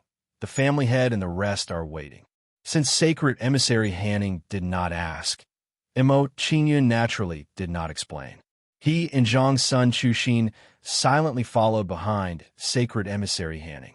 Not long later, under Sacred Emissary Han Ning's guidance, Mo Qingyun arrived in front of the Ghost Moon Clan's group. "Brother Mo, did you rest well last night?" Seeing Mo Qingyun and Sacred Emissary Han Ning arrive, Gue women winked at Mo Qingyun, revealing an expression that said, "You know what I mean." Seeing Gue Yumin's expression, Mo Qingyun felt a headache coming and said helplessly, "Not bad." Hearing Mo Qingyun's reply, Gue Yumin's eyes lit up, as if he had caught on to something important. Immediately, Gue Yuemin looked towards Zhang Sun Chuxin. His meaning was obvious. From Gue Yuemin's actions, it was obvious that he had misinterpreted Mo Qingyun's words. "All right, everyone, let's go." Just as Gue Yuemin was about to speak, an elder of the Ghost Moon clan spoke loudly to everyone. Then, everyone mounted their demonic beasts and headed towards the Bai Bian clan. At this moment, a huge figure flew towards them at an extremely fast speed, arriving above them in the blink of an eye. "Everyone, be careful. This is a true immortal realm golden-crowned, snake-feathered eagle." Seeing the huge black figure above them, the Ghost Moon clan's members were shocked and immediately went on alert. Although this golden-crowned, snake-feathered eagle's strength was not particularly strong, it was enough to scare their mounts. Immediately, the Ghost Moon clan's members took out their weapons and prepared to attack the golden-crowned, snake-feathered eagle. Just as everyone was preparing to attack the golden-crowned, snake-feathered eagle, it flew in front of Mo Qingyun and made a respectful gesture. "Let's go up," Mo Qingyun said to Zhang Sun Chuxin, walked up to the back of the golden-crowned, snake-feathered eagle and sat down cross-legged. Seeing Mo Qingyun walk up to the back of the golden-crowned, snake-feathered eagle, everyone was shocked and could not help but look at Mo Qingyun. They did not expect that this true immortal realm golden-crowned, snake-feathered eagle would be Mo Qingyun's mount. He actually has a true immortal realm golden-crowned, snake-feathered eagle as his mount. Saint Emissary Han Ning's pretty face was shocked. She was also shocked by this scene and looked at Mo Qingyun again. She realized that in just a year, she could no longer see through this young man. Han Ning, who is this young man? When Saint Emissary Han Ning was shocked, a stalwart middle-aged man beside her asked her about Mo Qingyun's origin. Just now, Mo Qingyun came with Saint Emissary Han Ning. He instinctively thought that Saint Emissary Han Ning should know about Mo Qingyun's origin. "Patriarch, this young man is an old friend of mine, and he is going to congratulate you on her marriage." Hearing the Ghost Moon Patriarch's question, Saint Emissary Han Ning showed a respectful expression and quickly introduced Mo Qingyun to him. However, she did not say much about the matters between Mo Qingyun and Ghost Moon to the Ghost Moon Patriarch. Because if she revealed the relationship between Mo Qingyun and Ghost Moon, the Ghost Moon Patriarch would immediately deal with Mo Qingyun. They would not allow anyone to threaten the marriage between the Ghost Moon Patriarch and the 100 Change Patriarch. "Oh," the Ghost Moon Patriarch nodded his head in understanding. With the addition of Mo Qingyun and the others, he no longer paid any attention to Mo Qingyun. Presumably, in his opinion, an immortal infant stage junior was not worthy of his attention. Retracting his gaze from Mo Qingyun, the Ghost Moon Patriarch pondered for a moment and said to Saint Emissary Han Ning, "This young man's talent is not ordinary. Try your best to rope him in. If he could be used by the Ghost Moon Patriarch, he might become a great fighting force for the Ghost Moon Patriarch in 100 years. "Yes." Saint Emissary Han Ning nodded and looked at Mo Qingyun with a complicated gaze. With Mo Qingyun's status, it was impossible for a small Ghost Moon Patriarch to recruit him. Next, everyone chatted for a while before they set off for the 100 Change Patriarch.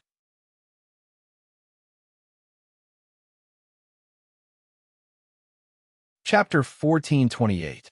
Several hours later, when Mo Qingyun and company arrived at the 100 Transformations residence, they saw the other factions that came to congratulate them.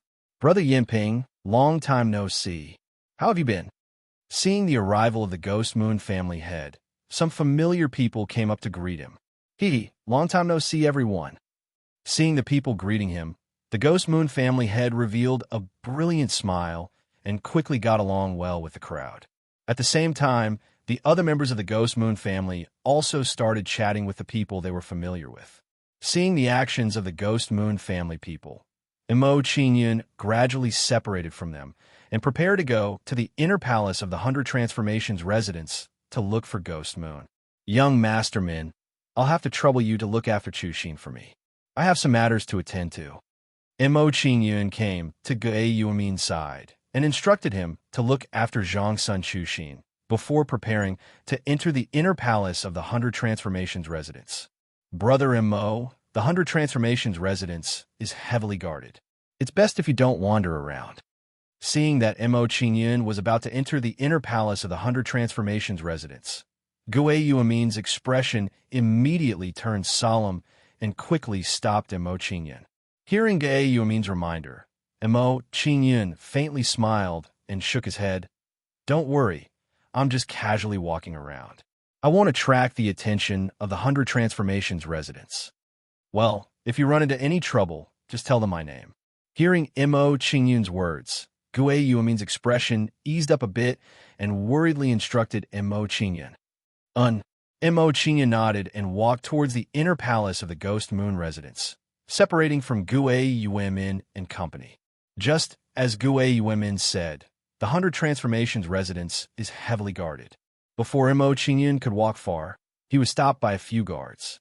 Stop, this is not a place where you should be. Leave this place immediately. The guards of the 100 Transformations residence had a cold expression as they sternly reprimanded Mo Qingyun. Seeing the actions of these guards, Mo Qingyun did not waste time talking nonsense with them and directly grabbed towards them. Bang, bang, bang. Under Mo Qingyun's quick hands, these guards didn't even have time to react before their heads were crushed by Mo Qingyun. After Mo Qingyun killed these guards, his footsteps didn't stop as he continued deeper into the 100 Changes Manor. When Mo Qingyun entered the inner mansion of the 100 Change Mansion, he released his soul power to sense the location of the Ghost Moon Saintus. It was just that there were many array formations in the 100 Changes Manor that obstructed Mo Qingyun's soul sense, making it much more difficult for him to find people. When Mo Qingyun discovered that the 100 Transformations Manor's array formation was preventing his spiritual strength from permeating, he knew that this method wouldn't work. Looks like I can only interrogate some people to find out Ghost Moon's location. Mo Qingyun silently thought about it and started to look for people with status. He wanted to ask them about Ghost Moon's location. Soon, a seductively dressed woman became Mo Qingyun's target. This woman's strength is not weak. Her cultivation has reached the minor star realm. She can be considered an expert. Soul Prison. To check this woman's cultivation, Mo Qingyun prepared to take the upper hand and immediately released the Soul Prison on her. A terrifying soul power shot out from Mo Qingyun's left eye. It turned into soul chains and smashed into this woman's sea of consciousness. After being attacked by the Soul Prison, this woman's head immediately buzzed and she became sluggish on the spot. Demon Eye Soul Seizing. After imprisoning this woman's soul, Mo Qingyun used his innate ability to devour the other party's memories. A deep serene light shot out from Mo Qingyun's left eye and tyrannically smashed into the woman's sea of consciousness. Under the attack of this serene light, a gray figure with a frightened expression slowly flew out from the woman's head. This gray figure is this woman's soul. Don't kill me. As soon as the woman's soul flew out of her body, she revealed a pleading expression and hurriedly begged Mo Qingyun for mercy. However, Mo Qingyun chose to turn a blind eye to her begging for mercy and coldly refined her memories. Under Mo Qingyun's refinement, all the information in the woman's mind was slowly read by Mo Qingyun. As Mo Qingyun read the woman's memories, his expression became more and more strange. An impulse to give up rose in his heart. This woman's lifestyle is really unbearable to look at. She actually had that kind of communication with nearly 100 people from the House of 100 Changes. It can be said that she has rich experience on the battlefield. A quarter of an hour later, Mo Qingyun finally digested the woman's memories after he forced himself to endure. Fortunately, Mo Qingyun's efforts were in vain. From the woman's memories, he found out Gue Yu's location. She was in a secret room of the House of 100 Changes, guarded by 4 minor star realm pinnacle experts. It seems that it will be very difficult to rescue Gue Yu from the House of 100 Changes without alerting anyone. After learning about Gue Yu's current situation from the woman's memories, Mo Qingyun couldn't help but sigh. If that's the case, then let me deal with the 100 Transformations Golden Peak as soon as possible and destroy the 100 Transformations clan. Hidden door? Mo Qingyun made up his mind. He released the hidden door and immediately went to rescue Guiyu. Half an hour later, after turning left and right, Mo Qingyun arrived at the secret room where Guiyu was under house arrest. Just like the woman's memories, the entrance of the secret room was guarded by 4 minor star realm pinnacle experts. Come out. Seeing this scene, Mo Qingyun directly summoned a few ghosts to help him deal with these people. Although Mo Qingyun wasn't afraid of the House of 100 Changes. Now that the House of 100 Changes was full of experts, it was naturally the best outcome if he could rescue Guiyu without alerting anyone. The aura of major star realm pinnacle experts immediately appeared around Mo Qingyun. Major star realm pinnacle experts. Sensing the aura of the ghosts, the 4 gatekeepers were startled and were caught off guard by this unforeseen event. However, before the 4 of them could react, they were drowned by the group of ghosts. While the ghosts were dealing with the 4 gatekeepers, Mo Qingyun came to the front of the secret room and observed the array outside the secret room with all his might. Quick must be quick. While Mo Qingyun was observing the array inside the secret room, his heart was full of urgency. He wanted to break the array before the rest of the House of 100 Changes arrived. Time passed by bit. Under Mo Qingyun's constant observation, his study of the array inside the secret room became more and more thorough. While Mo Qingyun was studying the array inside the secret room, the 4 minor star realm experts guarding the secret room all died in the hands of the ghosts. After the time it took to brew a cup of tea, under Mo Qingyun's all-out study, he finally figured out the array outside the secret room. A smile appeared on the corner of his mouth as he said, "So, it's the 4 symbols immortal lock array." The 4 symbols immortal lock array was not a powerful array. It was just a beginner-level 4 array, but it had a special feature. If it was guarded by 4 powerhouses at the same time, it could withstand the attacks of powerhouses 2 levels higher. In other words, with 4 minor star realm experts guarding it, even constellation realm experts couldn't break it.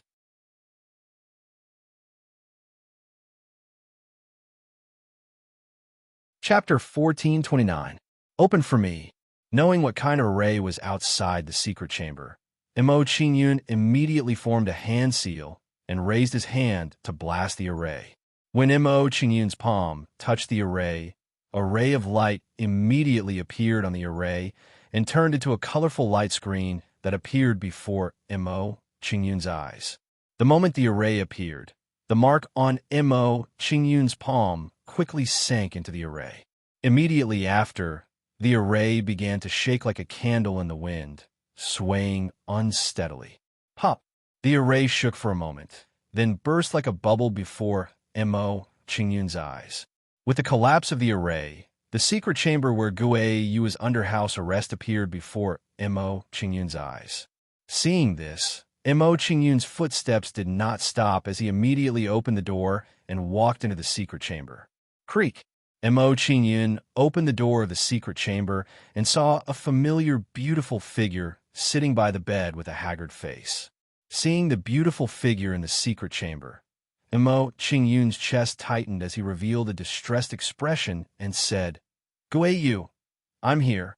The beautiful figure trembled, and her expression immediately became excited as she slowly turned her head to look at Mo Qingyun. Qingyun, is it really you? Am I not dreaming?" Looking at Mo Qingyun standing at the door of the secret chamber, Guiyu's eyes were moist as she suddenly felt tears of joy. She had already prepared for the worst. If the golden transformation peak forced her again, she would commit suicide during the wedding. She did not expect that when she was about to despair, Mo Qingyun would actually come before her. This sudden change in emotions made her feel as if everything was unreal. "It's me. I'll take you out of here now." Mo Qingyun smiled gently and quickly walked to Guiyu's side. He took her hand and walked out. Looking at Mo Qingyun's action, Guiyu's expression froze and a trace of blush appeared on her face. However, The current situation was urgent, and Ghost Moon didn't think of anything else. Mo Qingyun brought Gui Yu out of the secret chamber and stored the ghosts into the 5-directional pagoda. He then prepared to leave the inner mansion of 100 Changes Manor. Swish, swish, swish. At this time, several figures appeared in the sky above Mo Qingyun and Huang Xiaolong. Seeing these figures appear, Ghost Moon's expression immediately trembled, and a look of panic and worry appeared on her face. These people's auras were all at the true immortal realm. Mo Qingyun was only at the immortal infant stage. Could he block these people? Brat, hand over Miss Xiao Xiao and obediently allow yourself to be captured. Follow me to receive your punishment.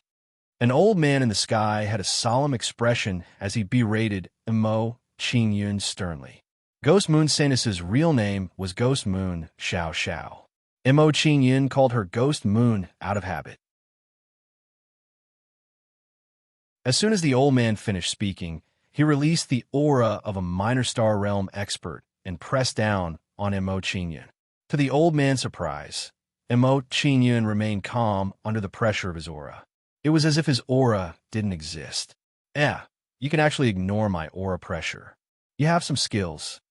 Seeing that Mo Qingyun ignored his aura pressure, the old man was surprised. He couldn't help but think highly of Mo Qingyun. After carefully sizing up Mo Qingyun, the old man's expression gradually turned cold. He snorted coldly and said, "Humph. If that's the case, let this old man see what you're capable of." As soon as the old man finished speaking, his body turned into an afterimage. In a flash, he appeared in front of Mo Qingyun. Immortal technique, sky-piercing finger. The old man pointed his finger. His index finger emitted a dazzling golden light and a terrifying aura. Soon, the golden light on the old man's finger turned into a golden light beam. It blasted towards Mo Qingyun's chest. Xiao's heavenly spirit finger. Facing the old man's finger, Mo Qingyun's expression turned cold. He faced the old man's finger head-on. A black immortal spiritual power gathered at Mo Qingyun's fingertip. It emitted a terrifying demonic aura. Soon, a finger radiance with equal aura blasted out from Mo Qingyun's finger. Bang! 2 meteor-like finger radiances collided in midair. Like a flash in the pan, it produced a dazzling light. The appearance of this dazzling light was accompanied by a deafening sound and a terrifying storm of spiritual energy that came from midair. Seeing the terrifying spiritual power storm sweeping over, Mo Qingyun quickly protected Ghost Moon and dodged to the side. When Mo Qingyun dodged, the old man also quickly retreated. He did not dare to face the spiritual power storm head-on. Soon, Mo Qingyun brought Ghost Moon to midair and confronted the people from the House of 100 Transformations. Due to the huge commotion caused by the fight between Mo Qingyun and the old man, it quickly attracted the attention of a large group of people. Swish, swish, swish, swish. Following that, figures streaked across the sky and came to Mo Qingyun's side. Who's that kid? He got guts. He actually dares to cause trouble in the House of 100 Transformations. The girl beside that kid seems to be Ghost Moon Clan's Ghost Moon Xiao Xiao. Ghost Moon Xiao Xiao? Isn't she the bride of the 100 Transformations Golden Peak? Why is she with this kid? This is interesting. Looking at this kid's posture, he seems to want to snatch the bride. Looking at Mo Qingyun's group in midair, some of the people who recognized Ghost Moon revealed an expression of waiting for a good show. Brother Mo, you want to look for Xiao Xiao? Looking at Mo Qingyun and Ghost Moon Xiao Xiao in midair, Gui Yuemin's eyes widened. He was incomparably shocked by Mo Qingyun's actions. After a brief moment of shock, Gui Yuemin revealed an expression of admiration and sighed. Brother Mo is indeed awesome. He actually dares to snatch the bride during the House of 100 Transformations wedding. His taste is indeed different. Could it be that he has more feelings for other people's women? Gui Yuemin stroked his chin with a thoughtful look. It seemed like he also wanted to give it a try. This kid's way of doing things really hasn't changed at all. he's still as swift and decisive. Seeing Mo Qingyun's actions, Sacred Emissary Han Ning could not help but sigh. She felt helpless towards Mo Qingyun's actions. However, while Sacred Emissary Han Ning was sighing in her heart, she also had a better impression of Mo Qingyun. For Mo Qingyun to act like this, Ghost Moon Xiao Xiao's feelings towards him were not in vain. Han Ning, what's going on? Why is that kid with Xiao Xiao? Seeing Mo Qingyun and Sacred Emissary Han Ning in midair, Gue Yuemin revealed an unhappy expression as he questioned Sacred Emissary Han Ning. Originally, he saw that Mo Qingyun and Sacred Emissary Han Ning were familiar with each other and that Mo Qingyun's talent was not bad. Gue Yuemin was even moved by Mo Qingyun's talent. Who would have thought that in such a short time, Mo Qingyun would cause so much trouble? This was not just disappointing him. And the person who caused all of this was Sacred Emissary Han Ning, who was familiar with Mo Qingyun. If Sacred Emissary Han Ning didn't bring Mo Qingyun here, this wouldn't have happened. Patriarch, actually, hearing Gue Yuemin's words, Sacred Emissary Han Ning revealed a bitter expression as she prepared to explain to Gue Yuemin. However, before Sacred Emissary Han Ning could speak, another large group of people arrived. When the person at the front saw Mo Qingyun, he immediately gnashed his teeth and roared, Mo Qingyun, you dare to disrupt my wedding? Today, I will make sure that you die without a complete corpse.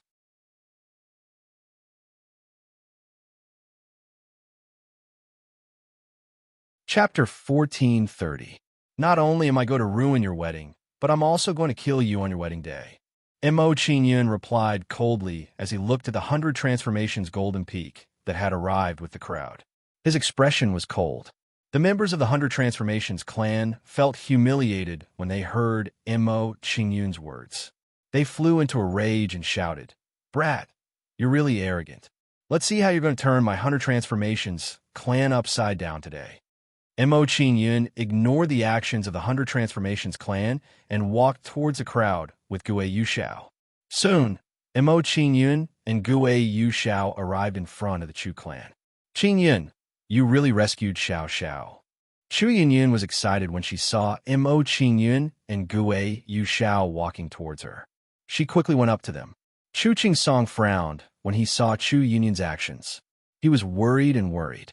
Chu Yunyun's actions had undoubtedly pulled the Chu clan and Mo Qingyun to the same side. This would cause trouble for the Chu clan. The Chu clan was just a small clan, so it wasn't appropriate for them to get involved in this dispute. Patriarch Chu, you don't have to worry. From today onwards, the 100 Transformations clan will no longer exist in the Yongnan immortal domain. Seeing Chu Qingsong's expression, Mo Qingyun immediately guessed what he was thinking and spoke to comfort him. Chu Qingsong blushed when he heard Mo Qingyun's words. He nodded at Mo Qingyun and didn't say anything else. Judging from Chu Qingsong's actions, he probably didn't trust Mo Qingyun's words too much. Mo Qingyun didn't mind Chu Qingsong's actions. He only said to Chu Yunyun, Yunyun, take care of Gue Yu for me. I'm going to exterminate the 100 Transformations clan now. All right. Chu Yunyun nodded and walked towards the Chu clan with Gue Yuxiao. Seeing Mo Qingyun hand Ghost Moon Xiao Xiao over to Chu Yunyun, the Ghost Moon family members all showed displeasure. From Mo Qingyun's actions, it was clear that he didn't believe the Ghost Moon clan could protect Ghost Moon Xiao Xiao. However, on second thought, Mo Qingyun's actions were understandable. After all, not long ago, in order to form a marriage alliance with the 100 Change family, they completely ignored Ghost Moon Xiao Xiao's feelings. Then, Mo Qingyun walked to the front of the house of Bai Bian's group under everyone's gaze. The golden peak of 100 Transformations slowly walked out of the crowd. He glanced at Mo Qingyun with disdain and said, Mo Qingyun, I didn't think that after not seeing you for so long, your cultivation would only improve so little. How disappointing. It's enough to deal with you. Mo Qingyun's face was calm, without the slightest hint of joy or anger. The moment he saw golden peak of 100 Transformations, He knew that golden peak of 100 transformations cultivation had reached the star accumulation stage of the true immortal stage. It seemed that golden peak of 100 transformations must have had a fortuitous encounter in the past few months that allowed his cultivation to soar by a large margin. Not only that, golden peak of 100 transformations arm that Mo Qingyun had cut off in this fortuitous encounter had also grown back. Shameless boasting. Golden peak of 100 transformations curled his lips in disdain. With a proud expression, he boasted to Mo Qingyun, "I'm afraid you don't know, right? My cultivation has now broken through to the true immortal stage. The gap between the true immortal stage and the celestial stage is like a natural chasm. It's not that easy to cross it. Cultivation realm doesn't represent strength. No matter how high a trash's cultivation realm is, he's still trash." After calmly replying to Golden Peak of 100 Transformations, Mo Qingyun glanced at Golden Peak of 100 Transformations arm and said, "You're pretty lucky. The arm that I cut off can still grow back. In that case, I'll cut it off again today and then kill you." Golden Peak of 100 Transformations was immediately angered by Mo Qingyun's contemptuous words. His expression gradually turned ferocious as he shouted, "In that case, let me see how much you've improved in this period of time." As soon as Golden Peak of 100 Transformations finished speaking, he took out a long halberd that exuded a terrifying aura. Seeing the long halberd in Golden Peak of 100 Transformations' hand, the surrounding people were shocked and their eyes widened. The long halberd in Golden Peak of 100 Transformations' hand is actually a supreme grade immortal artifact. With a supreme grade immortal artifact, his strength can increase by at least 70%. Golden Peak of 100 Transformations can now fight against a minor star expert. The gap between a minor star expert and an immortal infant expert isn't that easy to make up for. I'm afraid that Mo Qingyun will be at a disadvantage. Femme fatale. Putting himself in a desperate situation for a woman. This Mo Qingyun is too impulsive. I don't think so. Getting angry for a woman. How heroic is that? Seeing Golden Peak of 100 Transformations take out a supreme grade immortal artifact, the crowd lamented and felt pity for Mo Qingyun. In their opinion, Mo Qingyun was basically dead meat with a huge gap in strength. He's overestimating himself. An immortal infant brat dares to fight against a true immortal expert. This brat is too arrogant. Seeing Mo Qingyun's actions, Gue Yu Yin Ping's opinion of Mo Qingyun immediately dropped by a few levels. At this moment, his impression of Mo Qingyun could be said to be extremely bad. At this moment, Gue Yu Min and Saint Emissary Han Ning looked solemn and worried for Mo Qingyun. Although the two of them didn't say anything, it was obvious from their expressions that they also thought that Mo Qingyun would lose. A supreme grade immortal artifact halberd. Looking at the halberd in Golden Peak of 100 Transformations' hand, Mo Qingyun raised his eyebrows and said with a faint smile, "If I can get this halberd, I can replace the immortal incineration halberd. You want to take my halberd? Let's see if you have the life to do so." Golden Peak of 100 Transformations' expression turned gloomy when he saw that Mo Qingyun still wanted to take his halberd. He didn't like the feeling of being looked down upon by Mo Qingyun. Immortal art, halberd shattering the starry sky. The halberd in Golden Peak of 100 Transformations' hand was instantly swung 360 degrees and slashed out an arc-shaped halberd light. As soon as the halberd light was unleashed, it formed a spiritual aura field that emitted a terrifying power. Under this terrifying power, the space around it constantly shook as if it was about to be torn apart by the halberd light. Heaven Fire, Sky-Breaking Halberd. In the face of Golden Peak of 100 Transformations halberd, Mo Qingyun didn't hesitate and took out the immortal incineration halberd to stab forward. Under Mo Qingyun's stab, the immortal incineration halberd immediately burst out a terrifying flame and turned into a shocking dragon shadow. Then, everyone saw a dragon shadow that was as long as the front and faced the arc-shaped halberd light head-on. Bang! Bang! Bang! The two halberd lights collided in midair. It was as if two gigantic dragons were trembling, emitting a series of loud noises.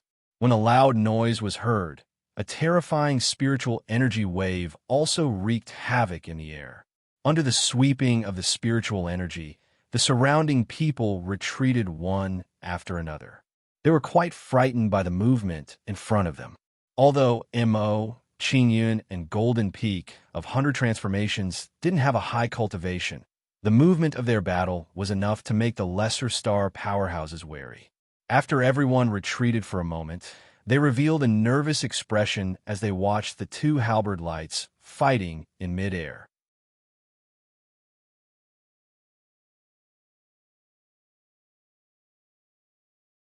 Chapter 14:31. A moment later, the halberd light in the air dissipated and the sky returned to normal. At this moment, everyone was shocked as they looked at Mo Qingyun, who was facing off against the House of 100 Transformations. Mo Qingyun and the 100 Transformations Golden Peak were evenly matched in the battle just now. This result was beyond everyone's expectations. One must know that not only was Mo Qingyun's cultivation lower than the 100 Transformations Golden Peak, but the weapon he used was also inferior. Even with such a huge gap, Mo Qingyun and the 100 Transformations Golden Peak were evenly matched. It could be seen that Mo Qingyun's true combat strength had completely exceeded his cultivation level. To be able to fight evenly with the 100 Transformations Golden Peak, this kid's talent is amazing. Seeing Mo Qingyun's amazing performance, even Ghost Moon Giant Pain, who was dissatisfied with Mo Qingyun, couldn't help but praise at this moment. Immediately, Ghost Moon Giant Pain's gaze towards Mo Qingyun gradually changed as he sighed inwardly. If we knew earlier about this kid's relationship with Xiao Xiao, we wouldn't have 4 Xiao Xiao. I wonder what this kid's background is like. If his background is good, we can consider matchmaking him and Xiao Xiao. Some of the elders of the Ghost Moon clan were now looking at Mo Qingyun in a new light and wanted to recruit Mo Qingyun again. They could see that with the talent Mo Qingyun had shown, his future achievements would be extraordinary. In comparison, the 100 Transformations Golden Peak was too weak and his future achievements wouldn't be too amazing. His strength has reached such a level. Saint Envoy Hanning couldn't help but tremble when she saw Mo Qingyun's strength. Her face was filled with disbelief. She couldn't believe that Mo Qingyun, who was only a first-level sky human a year ago, had become so strong that she could only look up to him now. This kind of improvement was too frightening. Although Mr. Mo's strength is comparable to a lesser Star Realm expert, the 100 Transformations clan has a greater Star Realm pinnacle expert. Chu Song had seen Mo Qingyun fight before, so he was not surprised by Mo Qingyun's current performance. In addition, when he thought of the 100 Change clan's great Star Realm expert, his face became gloomy and his mood became incomparably heavy. You actually managed to block my halberd attack. Looks like I've underestimated you. Seeing that his halberd had been blocked by Mo Qingyun, the Golden Peak of 100 Transformations revealed a surprised expression. Originally, he had thought that it would be easy for him to kill Mo Qingyun with such a huge gap between them. However, I only used 60% of my strength just now. It's not a big deal if you can block it. The 100 Transformations Golden Peak calmed the shock in his heart and said proudly, as if to comfort himself. For Mo Qingyun to be able to block his halberd, it was not because Mo Qingyun was too strong, but because he had not used his full strength just now. It turns out that the 100 Transformations Golden Peak did not use his full strength just now. No wonder Mo Qingyun was able to block his halberd attack. I'm afraid that the 100 Transformations Golden Peak will not hold back anymore. I'm afraid that Mo Qingyun's situation is not good. No matter what, Mo Qingyun was able to force the 100 Transformations Golden Peak to use his full strength. It's an honorable defeat for him. Realization dawned on everyone's faces. The surprise and doubt in their hearts had been perfectly explained. It turned out that Mo Qingyun was able to fight evenly with the 100 Transformations Golden Peak because the latter had not used his full strength. While everyone was discussing, the corners of Mo Qingyun's mouth curled up slightly, And he replied with a faint smile, "You didn't use your full strength, but I didn't use my full strength either. I didn't even use 10% of my strength just now." Wow. As soon as Mo Qingyun's words left his mouth, the crowd immediately went into an uproar, and they could not help but curse. F***CK. When it comes to bragging, I only admire Mo Qingyun now. No matter what the outcome is, Mo Qingyun's bragging is perfect. That's right, you can lose a duel, but you can't back down for bragging. Mo Qingyun did a good job. Everyone was exultant, and they found something that resonated with Mo Qingyun. Mo Qingyun's current performance seemed to have spoken their minds. It was okay to lose, but they could not lose their momentum. Oomph. Shameless boasting. Seeing that Mo Qingyun was even more arrogant than him, the 100 Transformations Golden Peak felt as though he had eaten a dead fly. He was very upset, and he snorted coldly, "I'd like to see if your true strength is as strong as you say." Immortal Technique, Heavenly Jade Emperor's Halberd Destruction. The 100 Transformations Golden Peak waved his halberd, and his body disappeared, turning into a series of afterimages.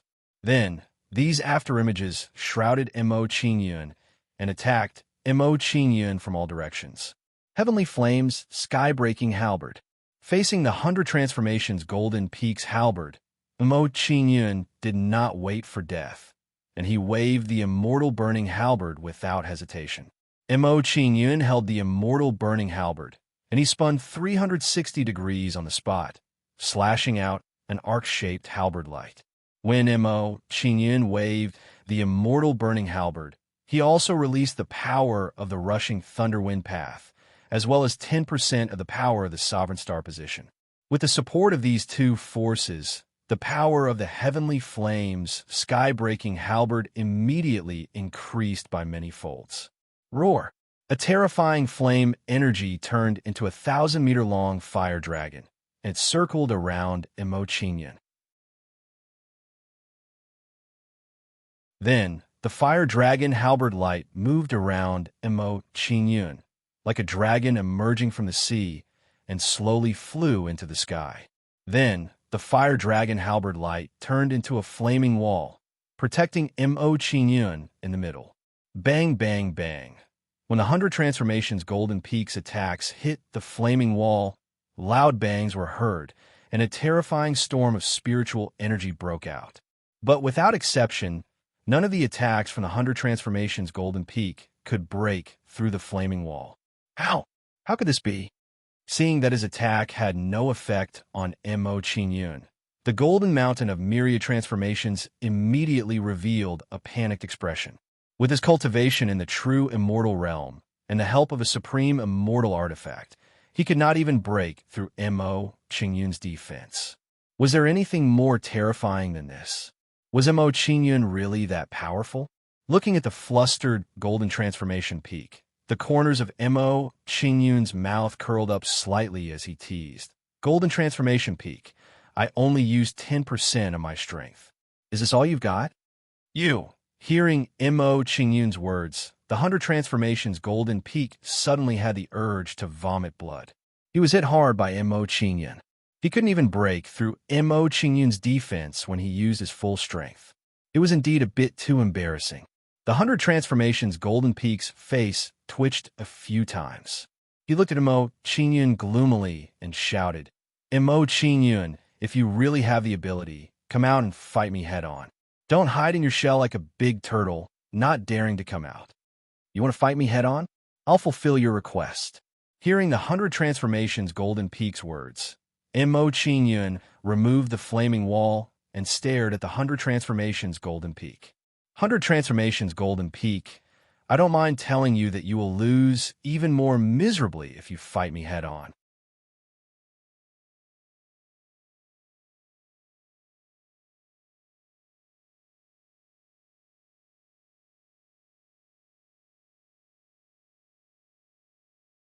His private part is clearly still there. Is it? What the hell? The private part you're talking about can't be that little earthworm, right? You have to feel your conscience when you speak. Is it an earthworm? It's clearly a toothpick, okay? You're all lying through your teeth. It's clearly an embroidery thread, okay? There's even a little spiral. It's too small. Even if it were 1,000 times bigger, I wouldn't be able to feel its existence when I do that. Second sister, it's not just 1,000 times bigger. Even if it were 10,000 times bigger, I wouldn't be able to feel it inside. What are you all talking about? Why can't I understand what you're saying? For a moment, all kinds of teasing words came from the mouths of the surrounding youths. Seeing that this guy's weapon is so small, I'm relieved. Xiao Xiao definitely wasn't bullied by him. Seeing the 100 Transformations Golden Peak's private part, Guei women immediately laughed out loud and said a mocking sentence. Hearing Guei Yuemin's words, the surrounding people frowned and then couldn't help but laugh. Although this guy's words were a little vulgar, his words weren't vulgar. It was really the case. Kid, you're going too far. Seeing the state of the 100 Transformations Golden Peak, the people of the 100 Transformations clan were furious. They couldn't wait to skin Mo Qingyun and pull out his tendons. Mo Qingyun had gone too far by humiliating the 100 Transformations Golden Peak. Golden Peak. After saying this angry sentence, the people of the 100 Transformations clan flew to the 100 Transformations Golden Peak and quickly brought him back. Seeing this scene, Mo Qingyun was a little dumbfounded. He was caught unprepared.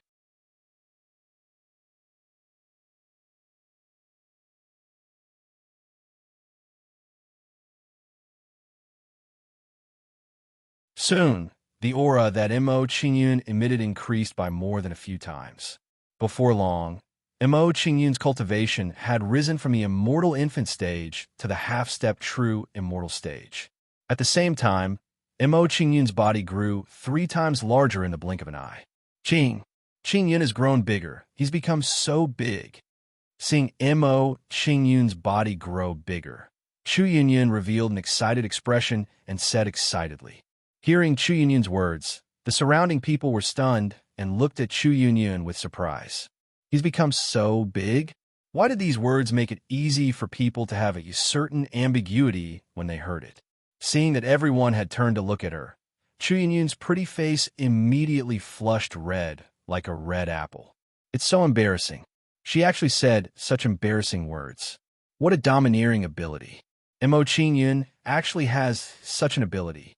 Seeing Mo Qingyun's 2 abilities, Ghost Moon Giant Pain's expression tensed up, and he immediately thought highly of Mo Qingyun. At this moment, he had abandoned his prejudice against Mo Qingyun and truly realized how outstanding Mo Qingyun was. Then, Mo Qingyun took the initiative to attack 100 Transformations Yuan Xiong in front of everyone's eyes. Xiaoza Heavenly Spirit Finger. In action, Heaven Concealing Finger. Middle Finger of Destruction. Upper Devouring Finger. Great Sky Devil Tribe. After using 2 abilities to increase his combat strength, Mo Qingyun didn't hesitate to attack with a few fingers. 100 Transformations Yuan Xiong's strength was much higher than his, so he had to make the first move to gain the upper hand. Waves of terrifying immortal spiritual energy blasted out from Mo Qingyun's fingertips, erupting with terrifying demonic power. It didn't take long for the immortal spiritual force to coalesce into giant fingers that shot at changeable Yuan Xiong. Boom, boom. Under the flight of these giant fingers, loud noises could be heard in the air, as if the mountains were collapsing and the earth was cracking. Sensing the power of the giant fingers, the surrounding people were shocked. They were shocked by Mo Qingyun's performance. How is this possible? How can a kid at the immortal infant stage display such combat strength? Judging from Mo Qingyun's performance, he might have only used 10% of his combat strength when he fought 100 Transformations Golden Peak.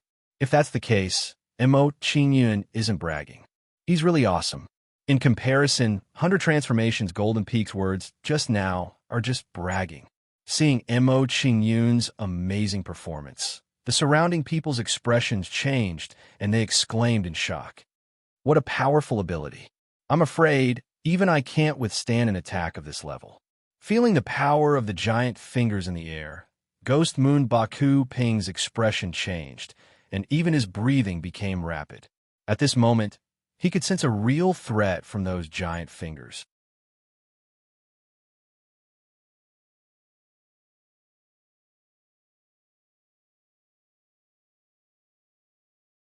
Chapter 1434.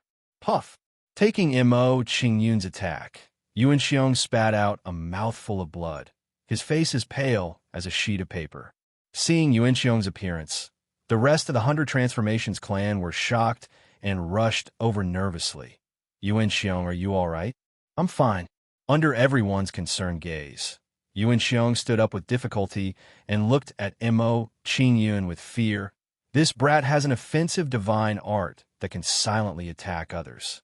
I was careless just now and fell into his trap. Yuan Xiong wasn't lying. Mo Qingyun did have a divine art that could silently attack others.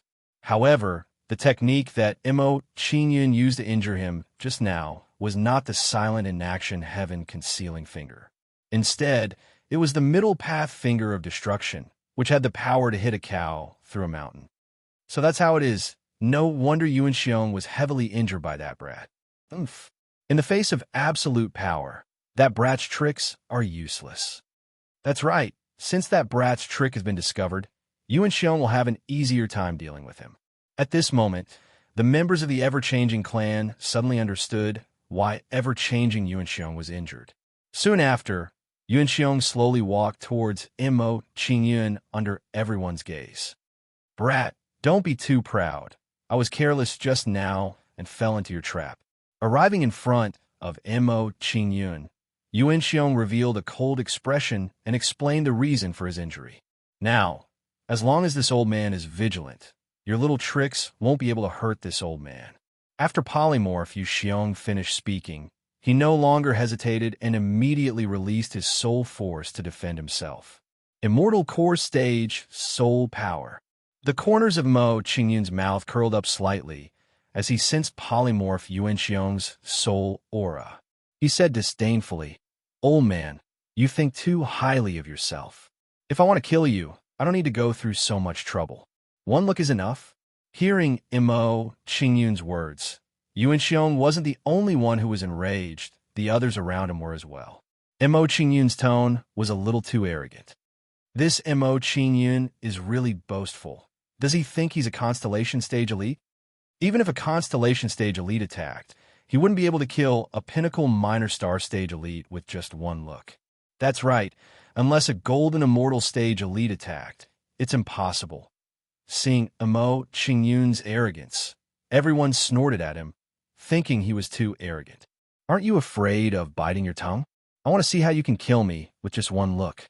Polymorph Yuan Xiong clearly didn't believe that Mo Qingyun could kill him with just a look. If that was the case, Mo Qingyun wouldn't have had to go through so much trouble to confront him head-on. Mo Qingyun didn't want to explain further when he saw that Polymorph Yuan Xiong didn't believe him. Soul Prison.